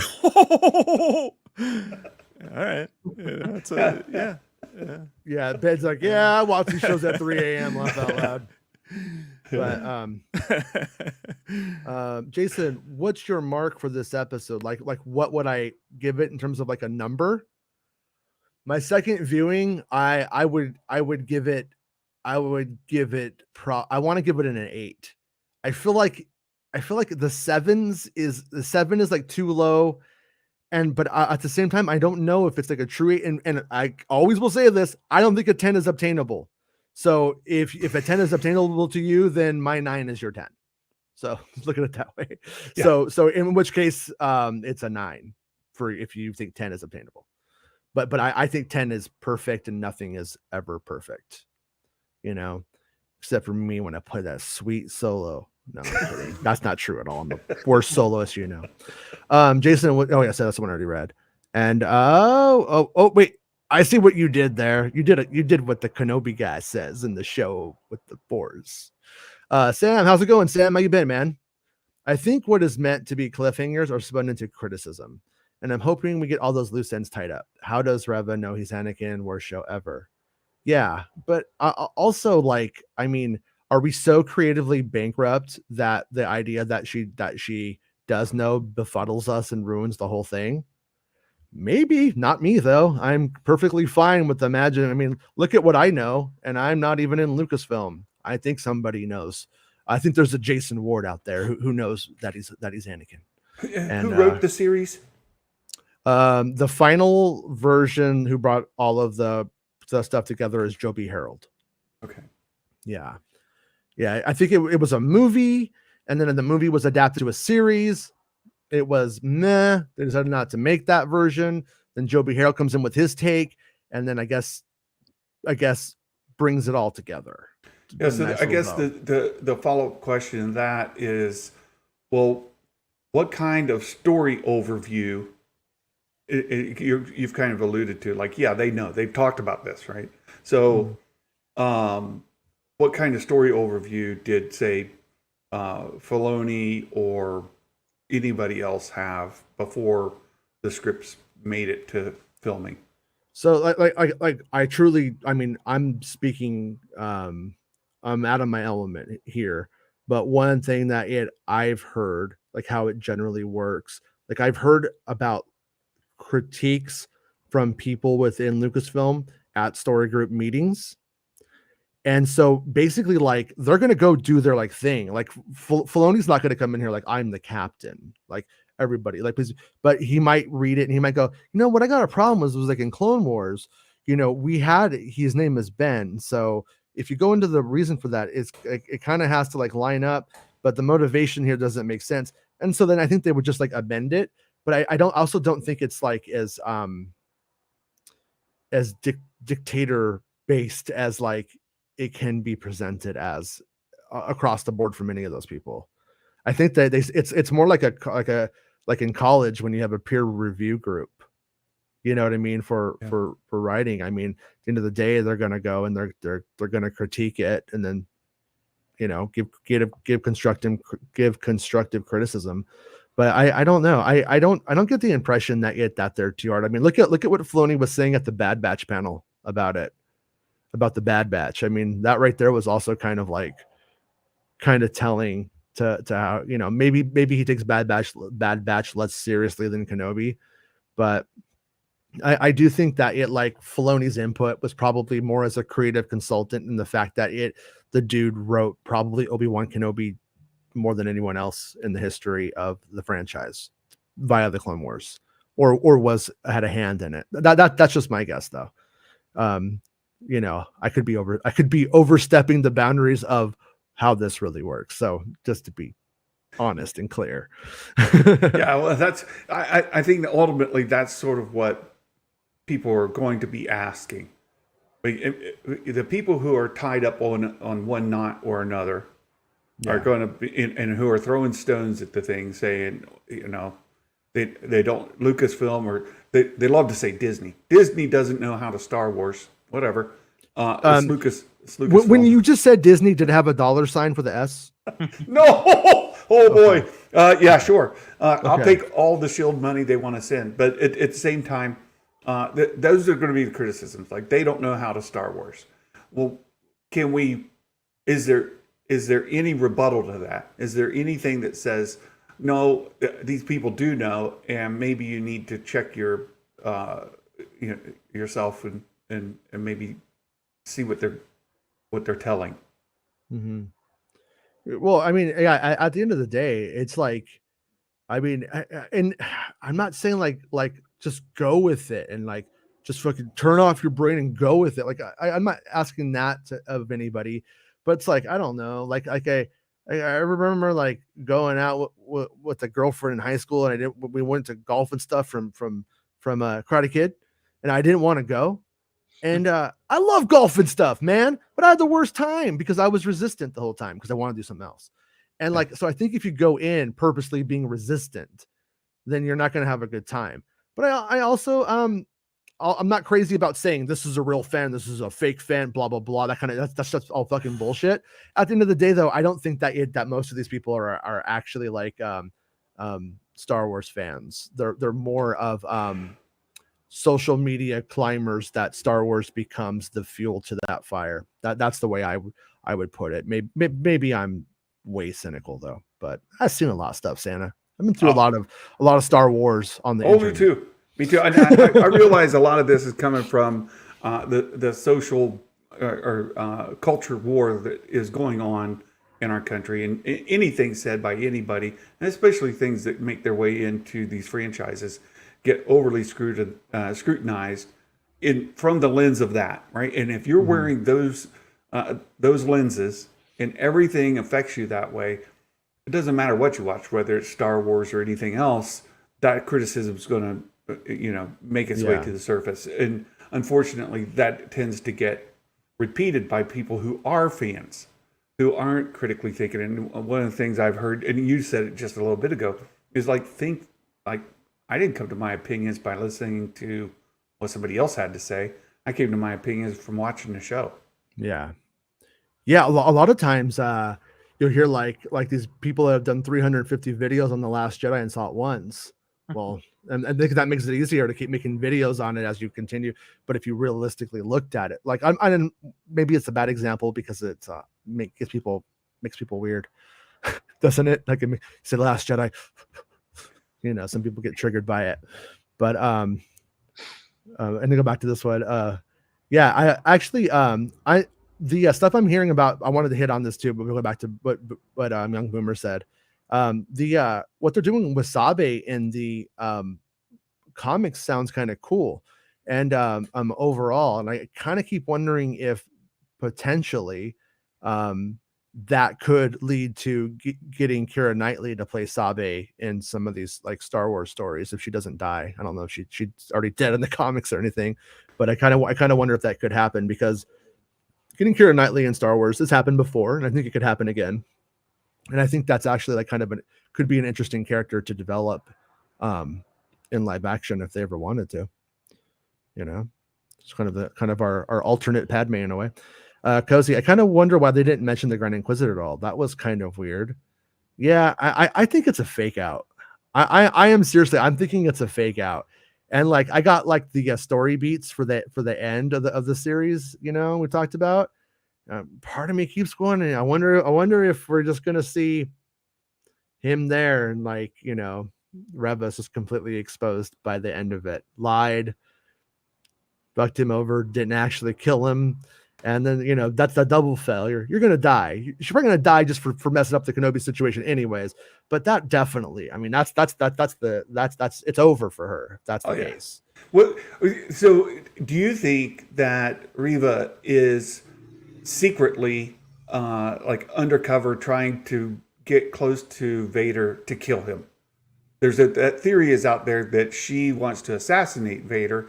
She's also mad at Kenobi. She just wants to take out her anger on everyone involved, both of them. Do you think that's a thing, or it's kind of misplaced? She just wants the recognition for being the best, and she wants to kill Kenobi.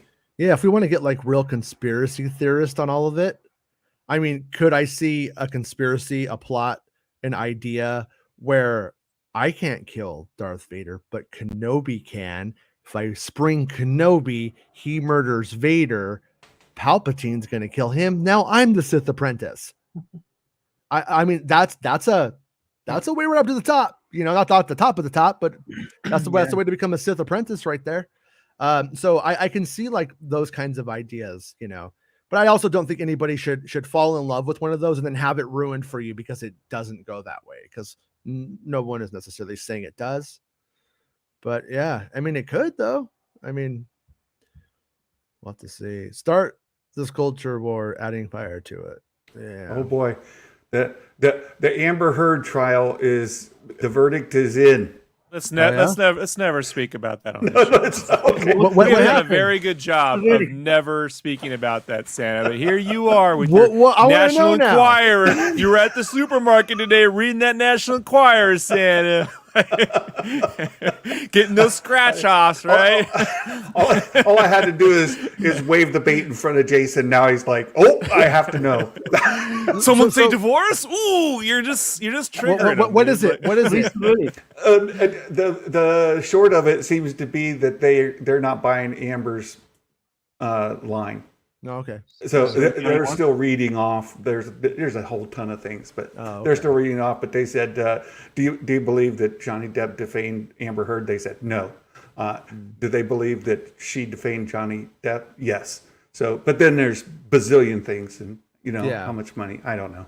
Was it hilarious when she shit in the bed? Yes. It was hilarious. Therefore, she's innocent. She looks really sad right now. She's just trying to work her way up to Paul McCartney, like Reva's working her way up to me. You know what I mean? Like she knows a mark. She can get there. She's just climbing the ladder. Taking that dude's money. It's a move you can do, right? So anyhow. She seems like a fucking monster. No, I think the interesting bit of evidence on this for Reva is that poster, right? So there's the posters that, frankly, for me, they look kind of odd with the two suns, and the one sun is over one eye. Yeah, I feel like they all got shot in the eye. It looks like Borg to me, like Patrick Stewart with that big bulb thing over his eye. Or like they got light monocles. Yeah. But there's a shadow in each of them. So, like, for example, in Leia's, there's Kenobi is in there, right? For Obi-Wan, there's Vader in there. And in, one of the Inquisitors, it's got Kenobi in there. But for Reva, it's got Vader in there. Same as Obi-Wan's. Like, they have the same image cast in that shadow. I was like, oh, that's interesting. Or it could just be promoting Kenobi, just trying to push him into the. I don't know though. Yeah, we'll have to see. I mean, like when it comes to that kind of stuff, I've known people who've done stuff similar to that, and they knew less about the story than I did at the time they were doing it. So you never know. You never know though, right? You never know. But I am not enthusiastic about Moses' performance. Fair enough. You've seen it. You can come to your opinion on that, and that's fair. After you've seen it, unlike the people who were doing it before they saw it. Hello Me says, Will Morgan, respectfully, nobody cares what you think. No, I care what he thinks. I mean, he's entitled to his opinion. As long as he's being respectful on the show, I'm cool with it. Come on. The only person we don't care about around here is me. Let's just be honest. Like, Right, I you're got just- Darth Del Rio and Jim Patty and my Twitter just telling me how much I'm irrelevant. It's great. I think Rudyard. I have to go to the little Kenobi's room. I'll be right back. I think Rudyard just came out of the closet. I think that's what he said. He's out. Like, I don't know what you're talking about. No, it's in the comments. I don't know. You make a left-hand turn sometimes. It's in the comments. I'm just reading the comments. All right. I'm trolling the guy a little bit. Sorry. Look, the only thing you're trolling right now is fashion decor with that red and green everywhere, man. Like that, it's year round with the red, gold, and green. Right? It's a special kind of hell living in Santa decorations 24/7. Weird part is I had a weird dream about living in Santa's village last night. So your show got in my head, Santa. Yeah. I don't even have weird dreams like that. They're normally normal, which scares me. I'm like, am I gonna have to visit a Yeti soon or weird? A Yeti? I come back and I tell you guys talking about Yetis. Oh yeah, but you read all the comments again, Jason. If I read them, or Santa, you'll just do it again. So Amber won $2 million. Johnny won $15 million. Whoa! Hey, good for him. I mean, my math says that Johnny got more. The Warriors won it all. Yeah, it's yeah. Yeah, I mean, yeah, clearly that was like a toxic relationship, and they're both Hey, fucking crazy. But it's what it is, right? Oh yeah. hey, Santa, who won the merch last night? So someone won Santa's merch. Oh prediction. well, we're still working that out. We only had 2 people on the on the Wall of Fame for this week. Do you know who it was off the top of your head? Not you. What?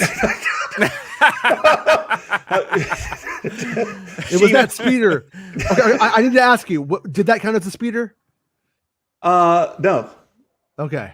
speeder bike. It says speeder bike. Oh, I thought it was like a speeder bike or a speeder. Okay. No, the speeder bike or a Vespa. Oh, Right. It's got to be oh. one of those. But yeah, Sheev the Wise and Beskar Boner. Those are the 2 that made it. Well, hey, I'm glad it was them. I like That might I like be those my guys. favorite name though, Jason. I know Beskar you're a big Boner fan is- of the Jedi. What was the one yesterday? Oh, you really Jedi liked? Dick Sensei. Yeah, Jedi but Sensei. Beskar Boners because Beskar Boners. Beskar's rock hard. Like it's Yeah. also no cannon holes there. You know, no plot holes. It doesn't break canon. I like it. Yeah, but yeah. So we are working towards the merch. We only have 2 people who are ahead of me at this time. There's still time for people to catch up and get ahead, but there's only 2 people still eligible for the merch at this Right. point. Right. Yeah. I'm glad it was those guys. Sam says, how many people do you think work on a show's content and script? 20, 35? Compare that to the millions of people who had ideas of how things should have gone. I mean, honestly, I don't know, but I think at the end of the day, I think what you're going to have is I think you're going to have like a pitch meeting. They're going to talk about things when they approve, like, yeah, we're going to hire you to write the script. There's going to be a little bit of discussion about what they would want from it and what the parameters of the project would be before they agree to like hire the person.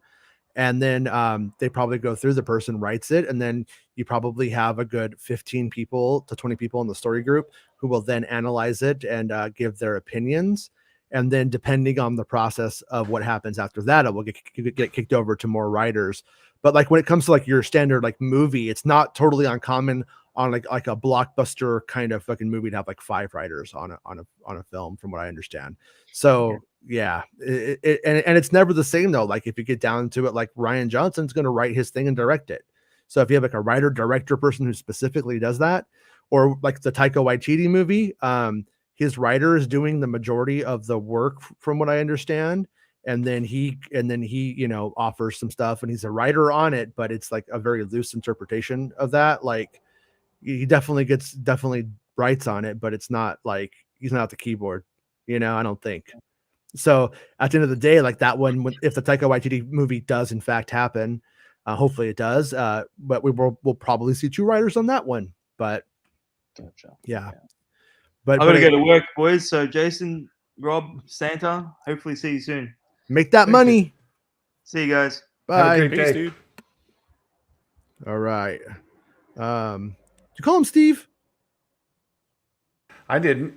Oh, okay. I thought somebody said, have a good night, Steve. I mean, Rob may have. I will now. Hold on, right there. Chris, henceforth you shall be known as Steve.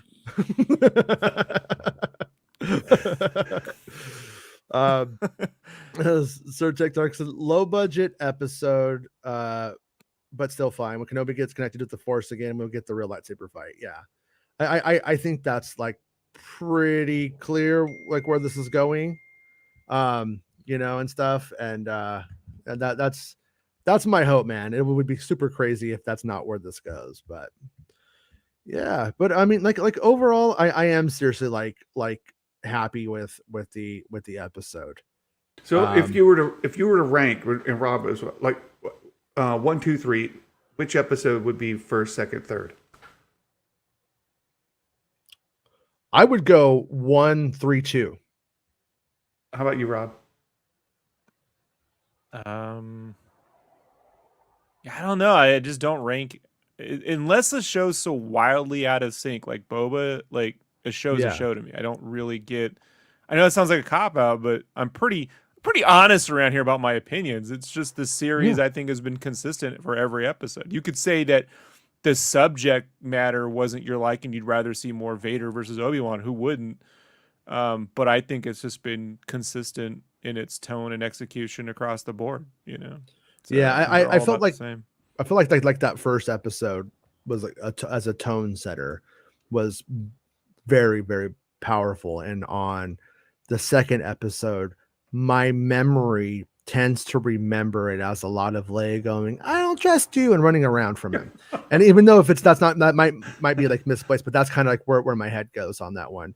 And then that third one, I mean, that's still like a really important big day. And honestly, like strangely enough, I think that the moments between Leia and Obi-Wan were it's not like oh, that means it sucks, but I thought the moments between Leia and Obi-Wan were better than the moments between Obi-Wan and Vader. Well, And so I could have used more of the interpersonal for Obi-Wan there, but mhm. but the stuff with Leia was just for me was like a 10. Like I Oh felt yeah, like they did a good job with that. yeah. For me, episode There are one, no 10s, Jason. I know, So like inconsistent. a 10. So inconsistent. episode Like- one kind of fell for me after each time I watched it. Okay. It just got more kind of odd. Episode two got better each time. So I started off where I liked episode one better than episode two. By the end, I liked episode two a little bit better than episode one. Mhm. And I would put episode three above both of those right now. So for me, it's 3-2-1 Okay, cool. Cool. right now. I think also I've never watched them by themselves. Like I always watch 1 and 2, and I think when I start episode 1, I'm like, yeah, it's Kenobi time. Let's do it. And then by the time I get to 2, I'm like, yeah, I'm watching Kenobi now.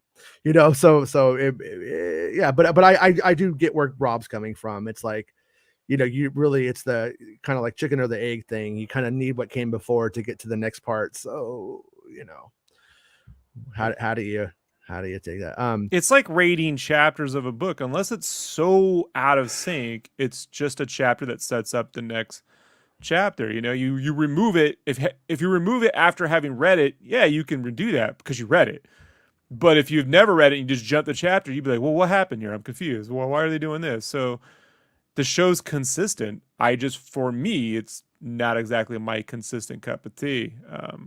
Yeah. But I understand why people do dig it. You know, like I it's not like you know, we don't need to tear one. There are various CW shows out there. You're like, I don't get it. I don't get what you guys are loving about any of this sort of thing. You know, like I don't understand. I'm confused, but I get this. I get why. You know, so I think at the end of the day, everybody just wants fantastic Star Wars, right? And I think the people making it want fantastic Star Wars, and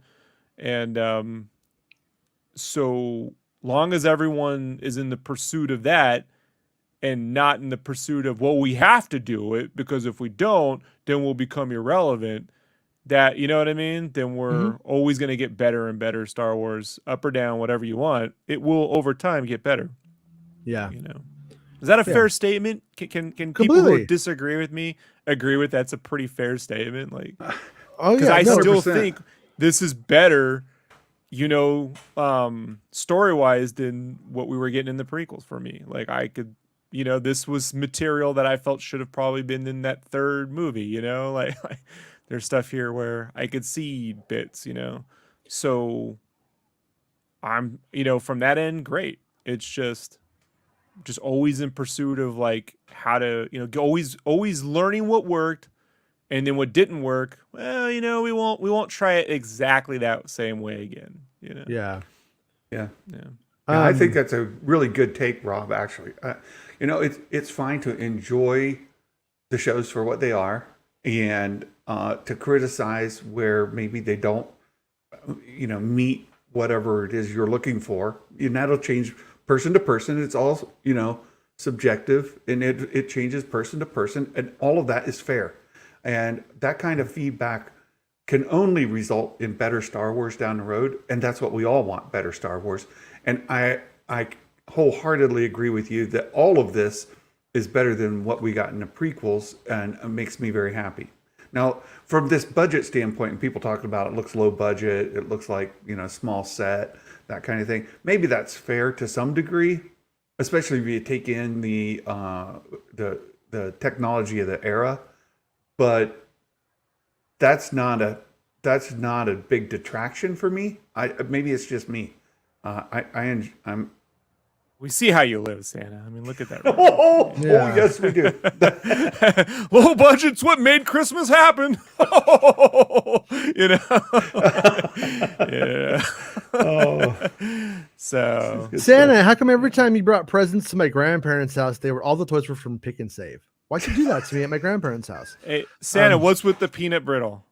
What's with the peanut brittle? What is with that? What's wrong with peanut brittle? I love peanut brittle. What's with not finishing your cookies? What's with taking a bite out of several of them and putting them Will you back? try That's just eating weird. 3 million cookies in one night? Fine, then I will be back. So one thing I wanted Does a box of Cookie Crisp count as an individual cookie, like each one? Because I think if you add them up, it might be a dozen boxes. Like, I think 4-year-old it could be a dozen Jason says boxes it of Cookie does. 42-year-old Jason totally says no, it doesn't. Right.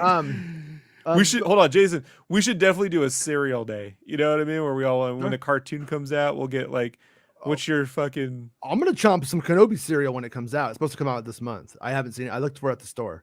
I'm gonna literally chomp in your guys' faces while I do a show. I don't care. Watch all 105 of you just completely go down to just me. But Is it Kenobi Crunch? Kenobi Crunch, yeah. It's Son of the Tiger as Obi-Wan Kenobi and Darth Vader. Like the video, you savages, please. Anyways, On Scene says the one big issue that they had is how the hell did Reva get in front of Leia in the tunnel? And I watched it again, and when I don't have my memory of what they're looking at, like when they go in, isn't strong enough yet on that part. I didn't like just investigate it, but I was under the impression that Reva goes in from a different way, but I have to like really confirm that, and I still haven't, unfortunately. Yeah, I suspect editing. We talked about it last night, you know, or it's just that, hey, how did Vader get from the carbonite chamber to where, you know, just coming at Luke out of nowhere in Empire? I could see them doing that. The problem is, like, how do I say this? Like, when I always feel like those things, when they're noticed, is because other things are like not as engaging. Like if you're noticing that stuff, something else isn't engaging you properly. Because if you're like, you know, like if you're like, good job, Chris, in a real jet, oh my god, like you're forgetting a lot of other shit, you know, like, and if that Tom Cruise in a real jet ain't working for you, then you're noticing other stuff, you know. I will say her performance when she calls out to Leia at the end, I thought was a totally different vibe for her and super good and creepy. Like, I really did like, yeah. And I almost wish like that scene in the Padawan scene in the first episode, that there was like, if that is her, then we could hear her mentor talking to her, or her master talking to her that way, in a way, like she calls out in a way that's calming, you know, but it's a deception, you know, like it's like taking those things. Like when Ben says the Force, which I thought was a really great line, you know, like, you know, when you turn on the light, like it's like that, like she turns on the light, but it's to trick you. Yeah. You know what I mean?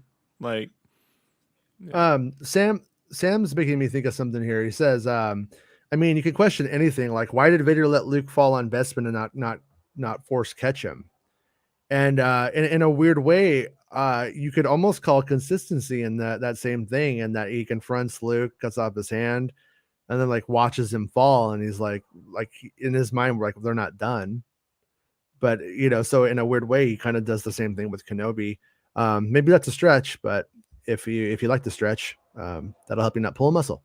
Hello, me says unseen third sister reached the exit before she used a speeder to get around. Oh, yeah, okay. Yeah, I'm not paying that close of attention, unfortunately. Honestly, so far not. Anyways, maybe Hello Me has that Metal Gear map. You know, like in Metal Gear Solid, when you got that little map, and you can see the dots are on the map. Like, what if during the duel, Kenobi like got into a little cardboard box, and we just saw the cardboard box like walking away? You know, it's like Kenobi and a gonk droid pretending to be the gonk. He's going gonk, gonk, gonk, gonk, trying to sneak away. I was hoping he'd sneak out like as a gonk droid, because they have they move, their legs move like humans. How could you tell? Like, yeah, you know.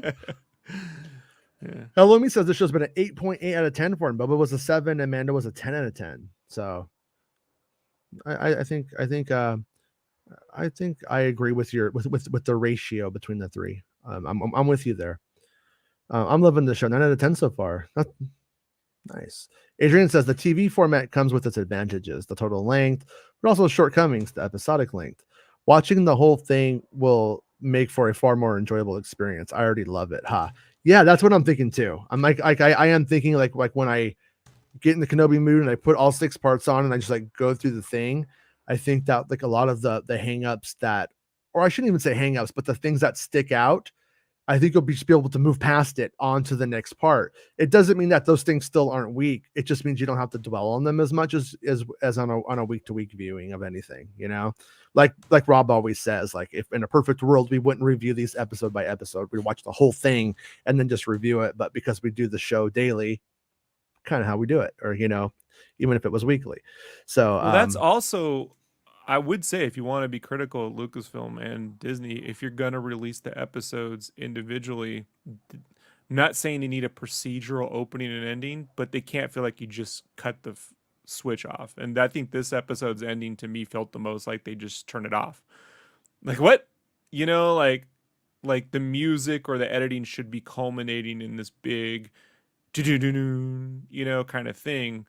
So when you release the whole series at once, then yeah, I can just binge it and ignore all that. But that's where I would really critique the combination of the sound design and editing to like better pace that ending so that it just feels like it's a natural cliffhanger versus a see you next week, bitch. You know, so I don't know what Jedi Dig Sensei is talking about, but you can say anything and it just makes me happy, man. Like if I'm ever terminally ill, I want you to tell me. Okay. As an entire package, he has the whole thing down. I'm not lying. But Beskar Boner is a very, very good name. I think Jedi Dig Sensei and Beskar Boner need to become a team. We need to get them together, and I think we have a comedy duo of the ages. Astro says there's a lot of say really. I like it. These moments, such as Obi-Wan and Leia talking about Padme, are some of the best. It just sucks we don't have the movie quality with the last 5 in these shows. Yeah, I like I really like I said, I really like that moment where she asked if he's her father. Like I thought that was like a really well done moment. I don't know what they screen tested her with, but I kind of wonder if that was the moment that they used for the screen test, because that would have been a great scene for that. I agree. I was also secretly afraid he would have been like, she was from Yago. The moons, sort of some bullshit lies, so she never asks, you know. Or looks at her and he's all from a certain point of view and looks at the camera and we're like, oh God. Right. Come on. Are you serious right now? Yeah, could have gotten real cheesy. Yeah. But no, it doesn't need a $300 million budget. It's ridiculous. Yeah, I honestly don't ever know. Honestly, I won't lie. I don't know what that even means. I mean, I kind of know, but I kind of don't. Like when you get down to these movies that cost like a lot, sometimes I see a movie and it didn't cost that much and it looks really expensive. Sometimes the expensive movie and it costs a lot. So I mean, a movie that doesn't look expensive and it really costs a lot. So it's kind of down to the frugality of the production and what they can pull off. Like George Lucas pulled off an amazing feat with the prequels at the price point. Truly. Sam says, yeah, I mean, I would gladly trade off low budget looking shows for more shows. That's an interesting kind of thing. Like, you know, how do you spend your Star Wars stat points? You know what I mean? Like in a way, I would go with better, less, but better always. It's painful because I'm an impatient person, but I would rather have quality shows that like and quality things that I want to watch for years as opposed to just a consistent flow of content. Like you just get that from watching Netflix, you know? Otherwise, you know, this is where you get a lot of bang for your buck in animation.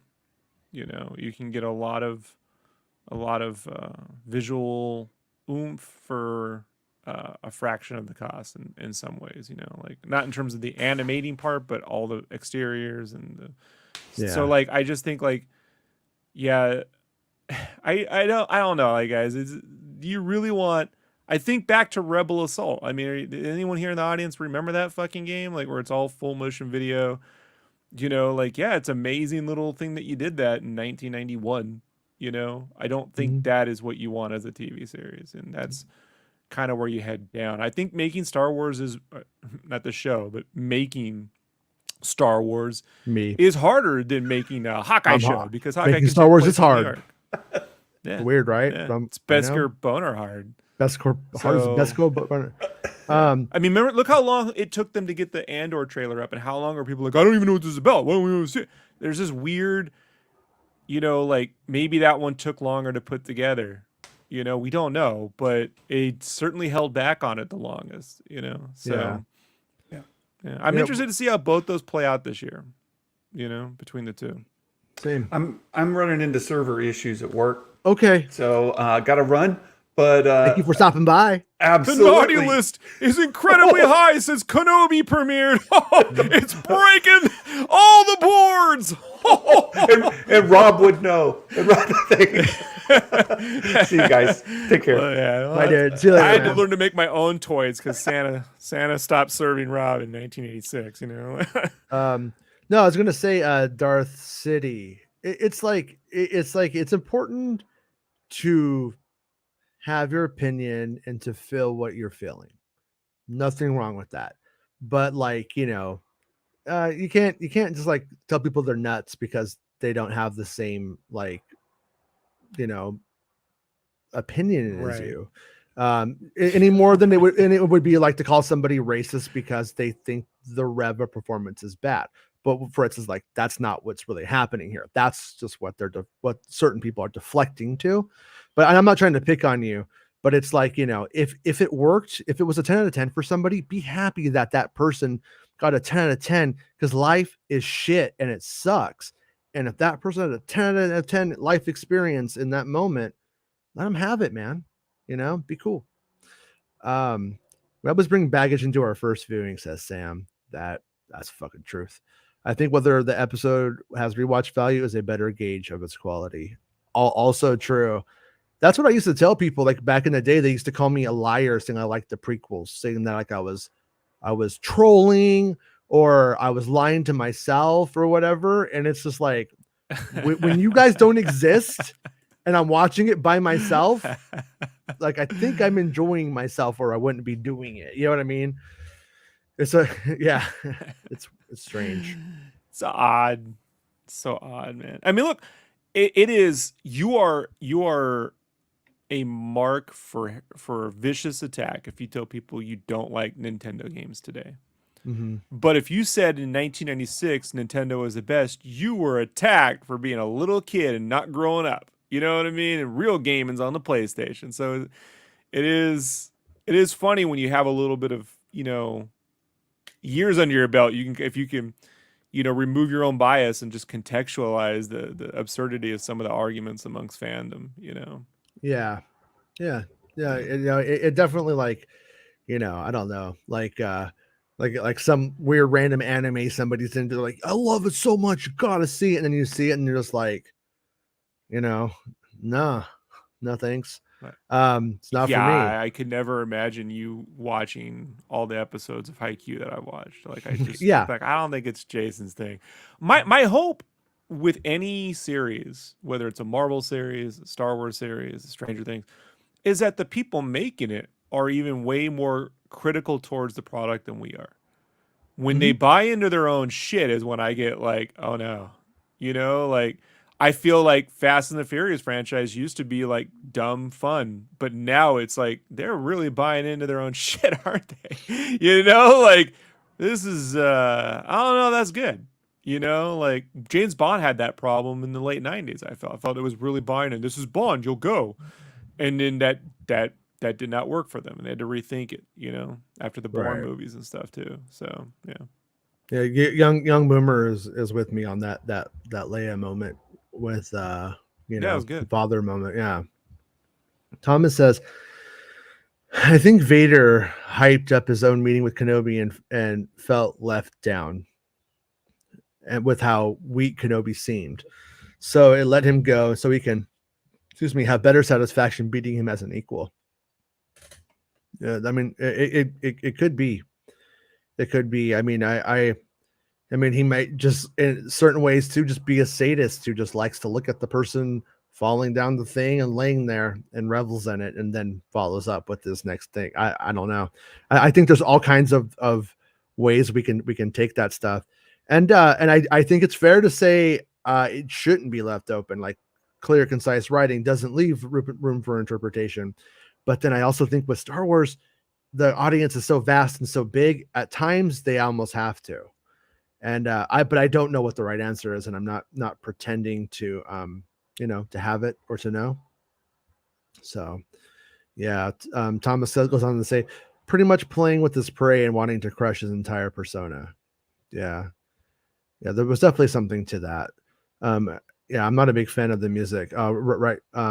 Ryoko wasn't a fan of the music either. Yeah, yeah. So far, like I'm liking the music, like I said, and but I also I wouldn't listen to it for fun. If the soundtrack, like I listened to the single in the car a couple times, like the John Williams piece, and I was like, okay, yeah, it's cool. Is what it is. I don't think it's solo. I think the solo theme was way weaker than the Kenobi theme, but also not really in my top 10 of John Williams Star Wars themes. I know, like Natalie Holt talked about how Lucas wasn't a fan of them using the Force theme all the time, right? Mhm. Like, don't overplay it. Yeah. So my question then goes, all right, is there a way to take the Duel of the Fates and flip its recording so that it plays differently? Like, is there a way to take different themes that were in those prequel films, right? Yeah. That can be reused and remixed and keyboarded, whatever you wanted to do, like play in a way that is not expected. Right.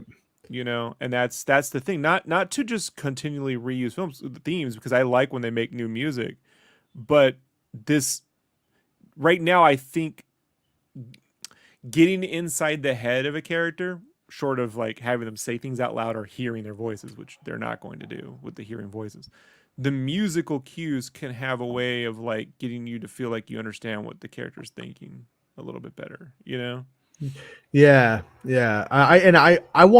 I hope in an interview or something, somebody asked for elaboration on that, because like early on when they were making Star Wars television shows for the first time, what's his name? Kevin Kiner was ordered, you can't use any of the John Williams stuff. Use any of that, you make it less special. You can't use any of it. You need to make all new music. With Clone Wars, when they started, they were going with like a world music kind of way, and then eventually they were like, we really want the Star Wars music. Everybody kind of wants Star Wars music back. And then like Lucas relented a little bit, and then there was times when you get the Force theme like on a really important episode or something. And so I'm not sure if Lucas literally said that to this show for her, or if that was about just Lucas's philosophy on using the John Williams stuff in television in general, because we're not really sure if she was sort of given like, here's what Lucas says, or if Lucas like actually said that to them, for this production. I've seen it reported, and it hasn't been clear to me what that might be.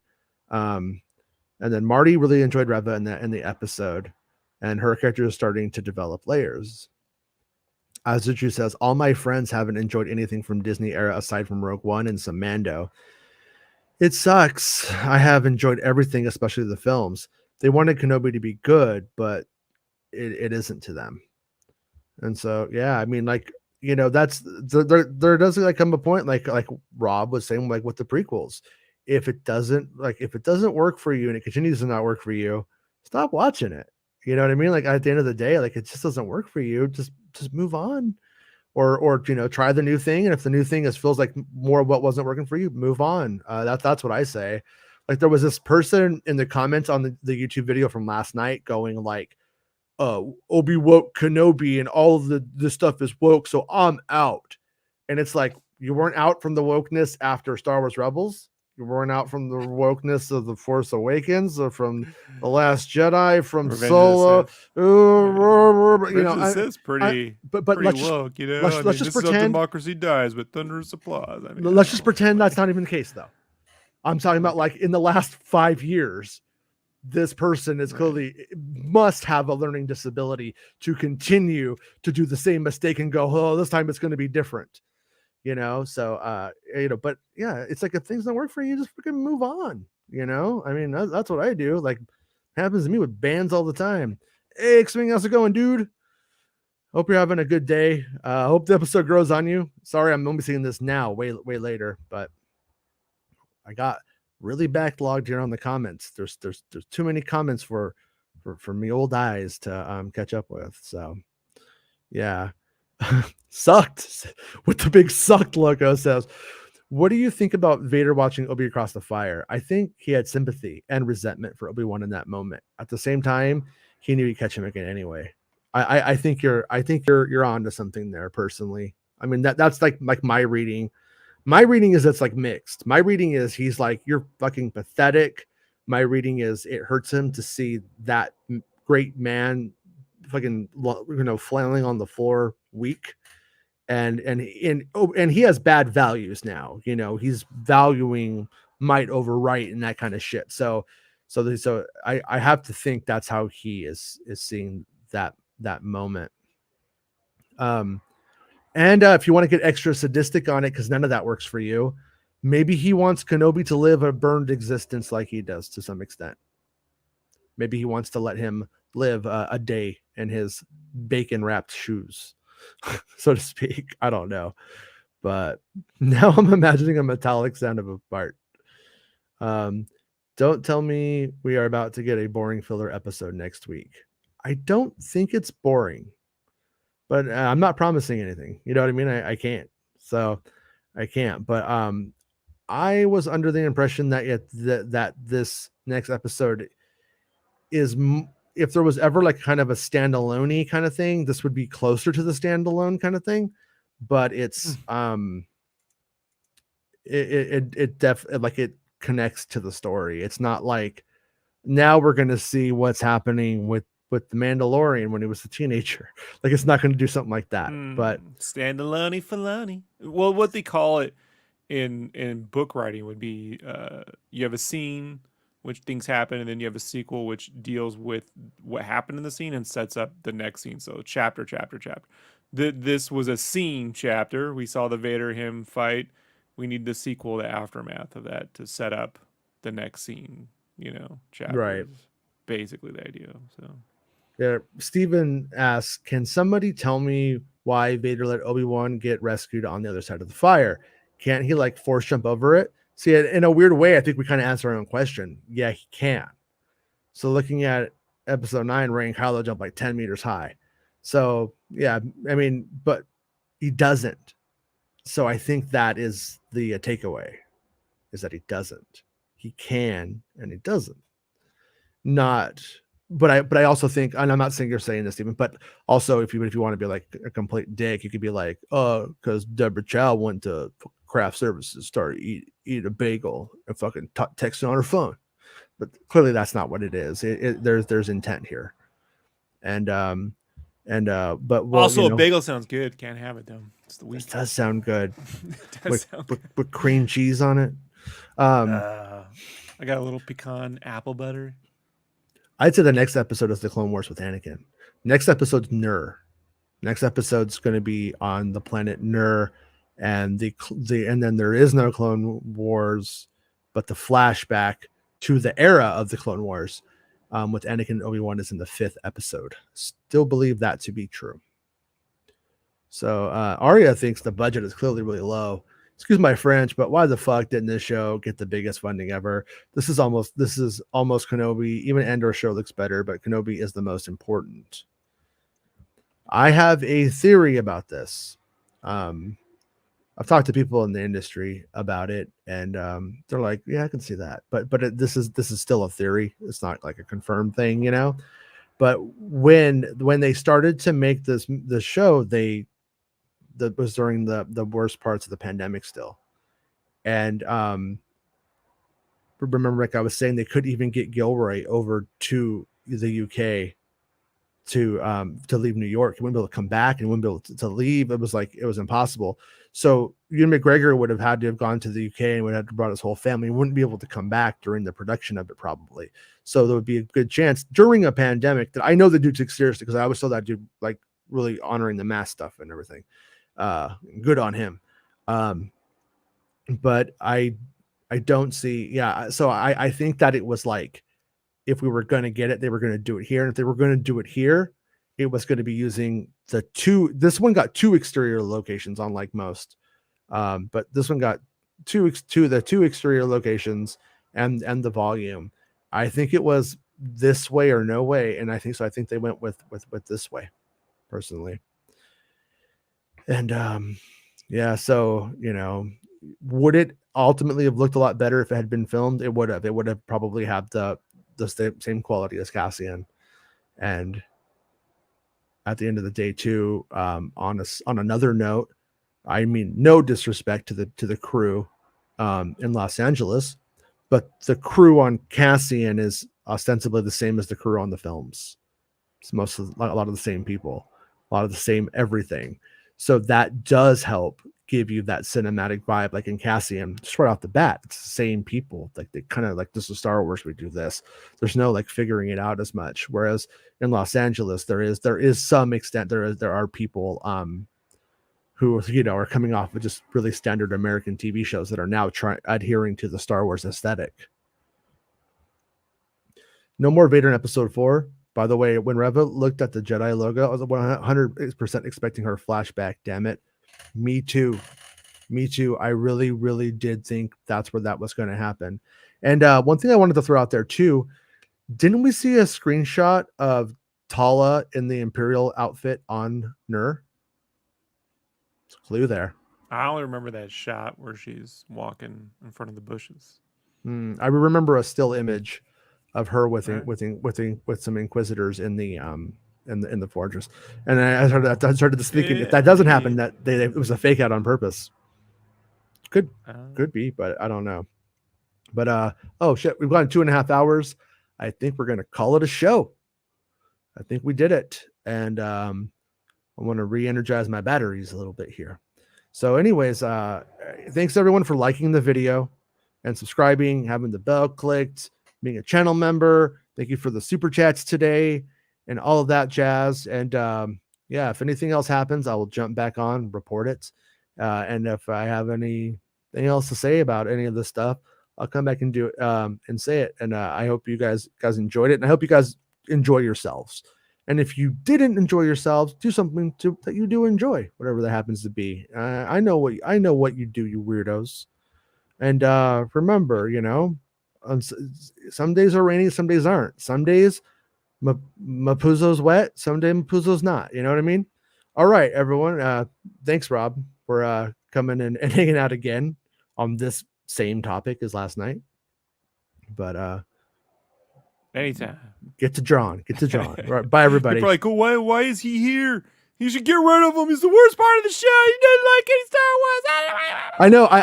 I was like, I made myself big, and I feel like an egomaniac right now. I feel weird. I was like, because you're like the art. I was like, oh, I could do that, and so that way I'm like looking over the text when we have it up. But I feel like I'm Snoke. I'm Snoke. I'm Snoking you right now. All right, everyone. We'll see you guys tomorrow. You got Snoke. It's the end of the show. Come on, let's go. Hey! It's the end of the show. Come on, let's go. Hey! It's the end of the show. Come on, let's go. Hey! You know you should go. Come on, let's go. It's not about spaceships. Get the fuck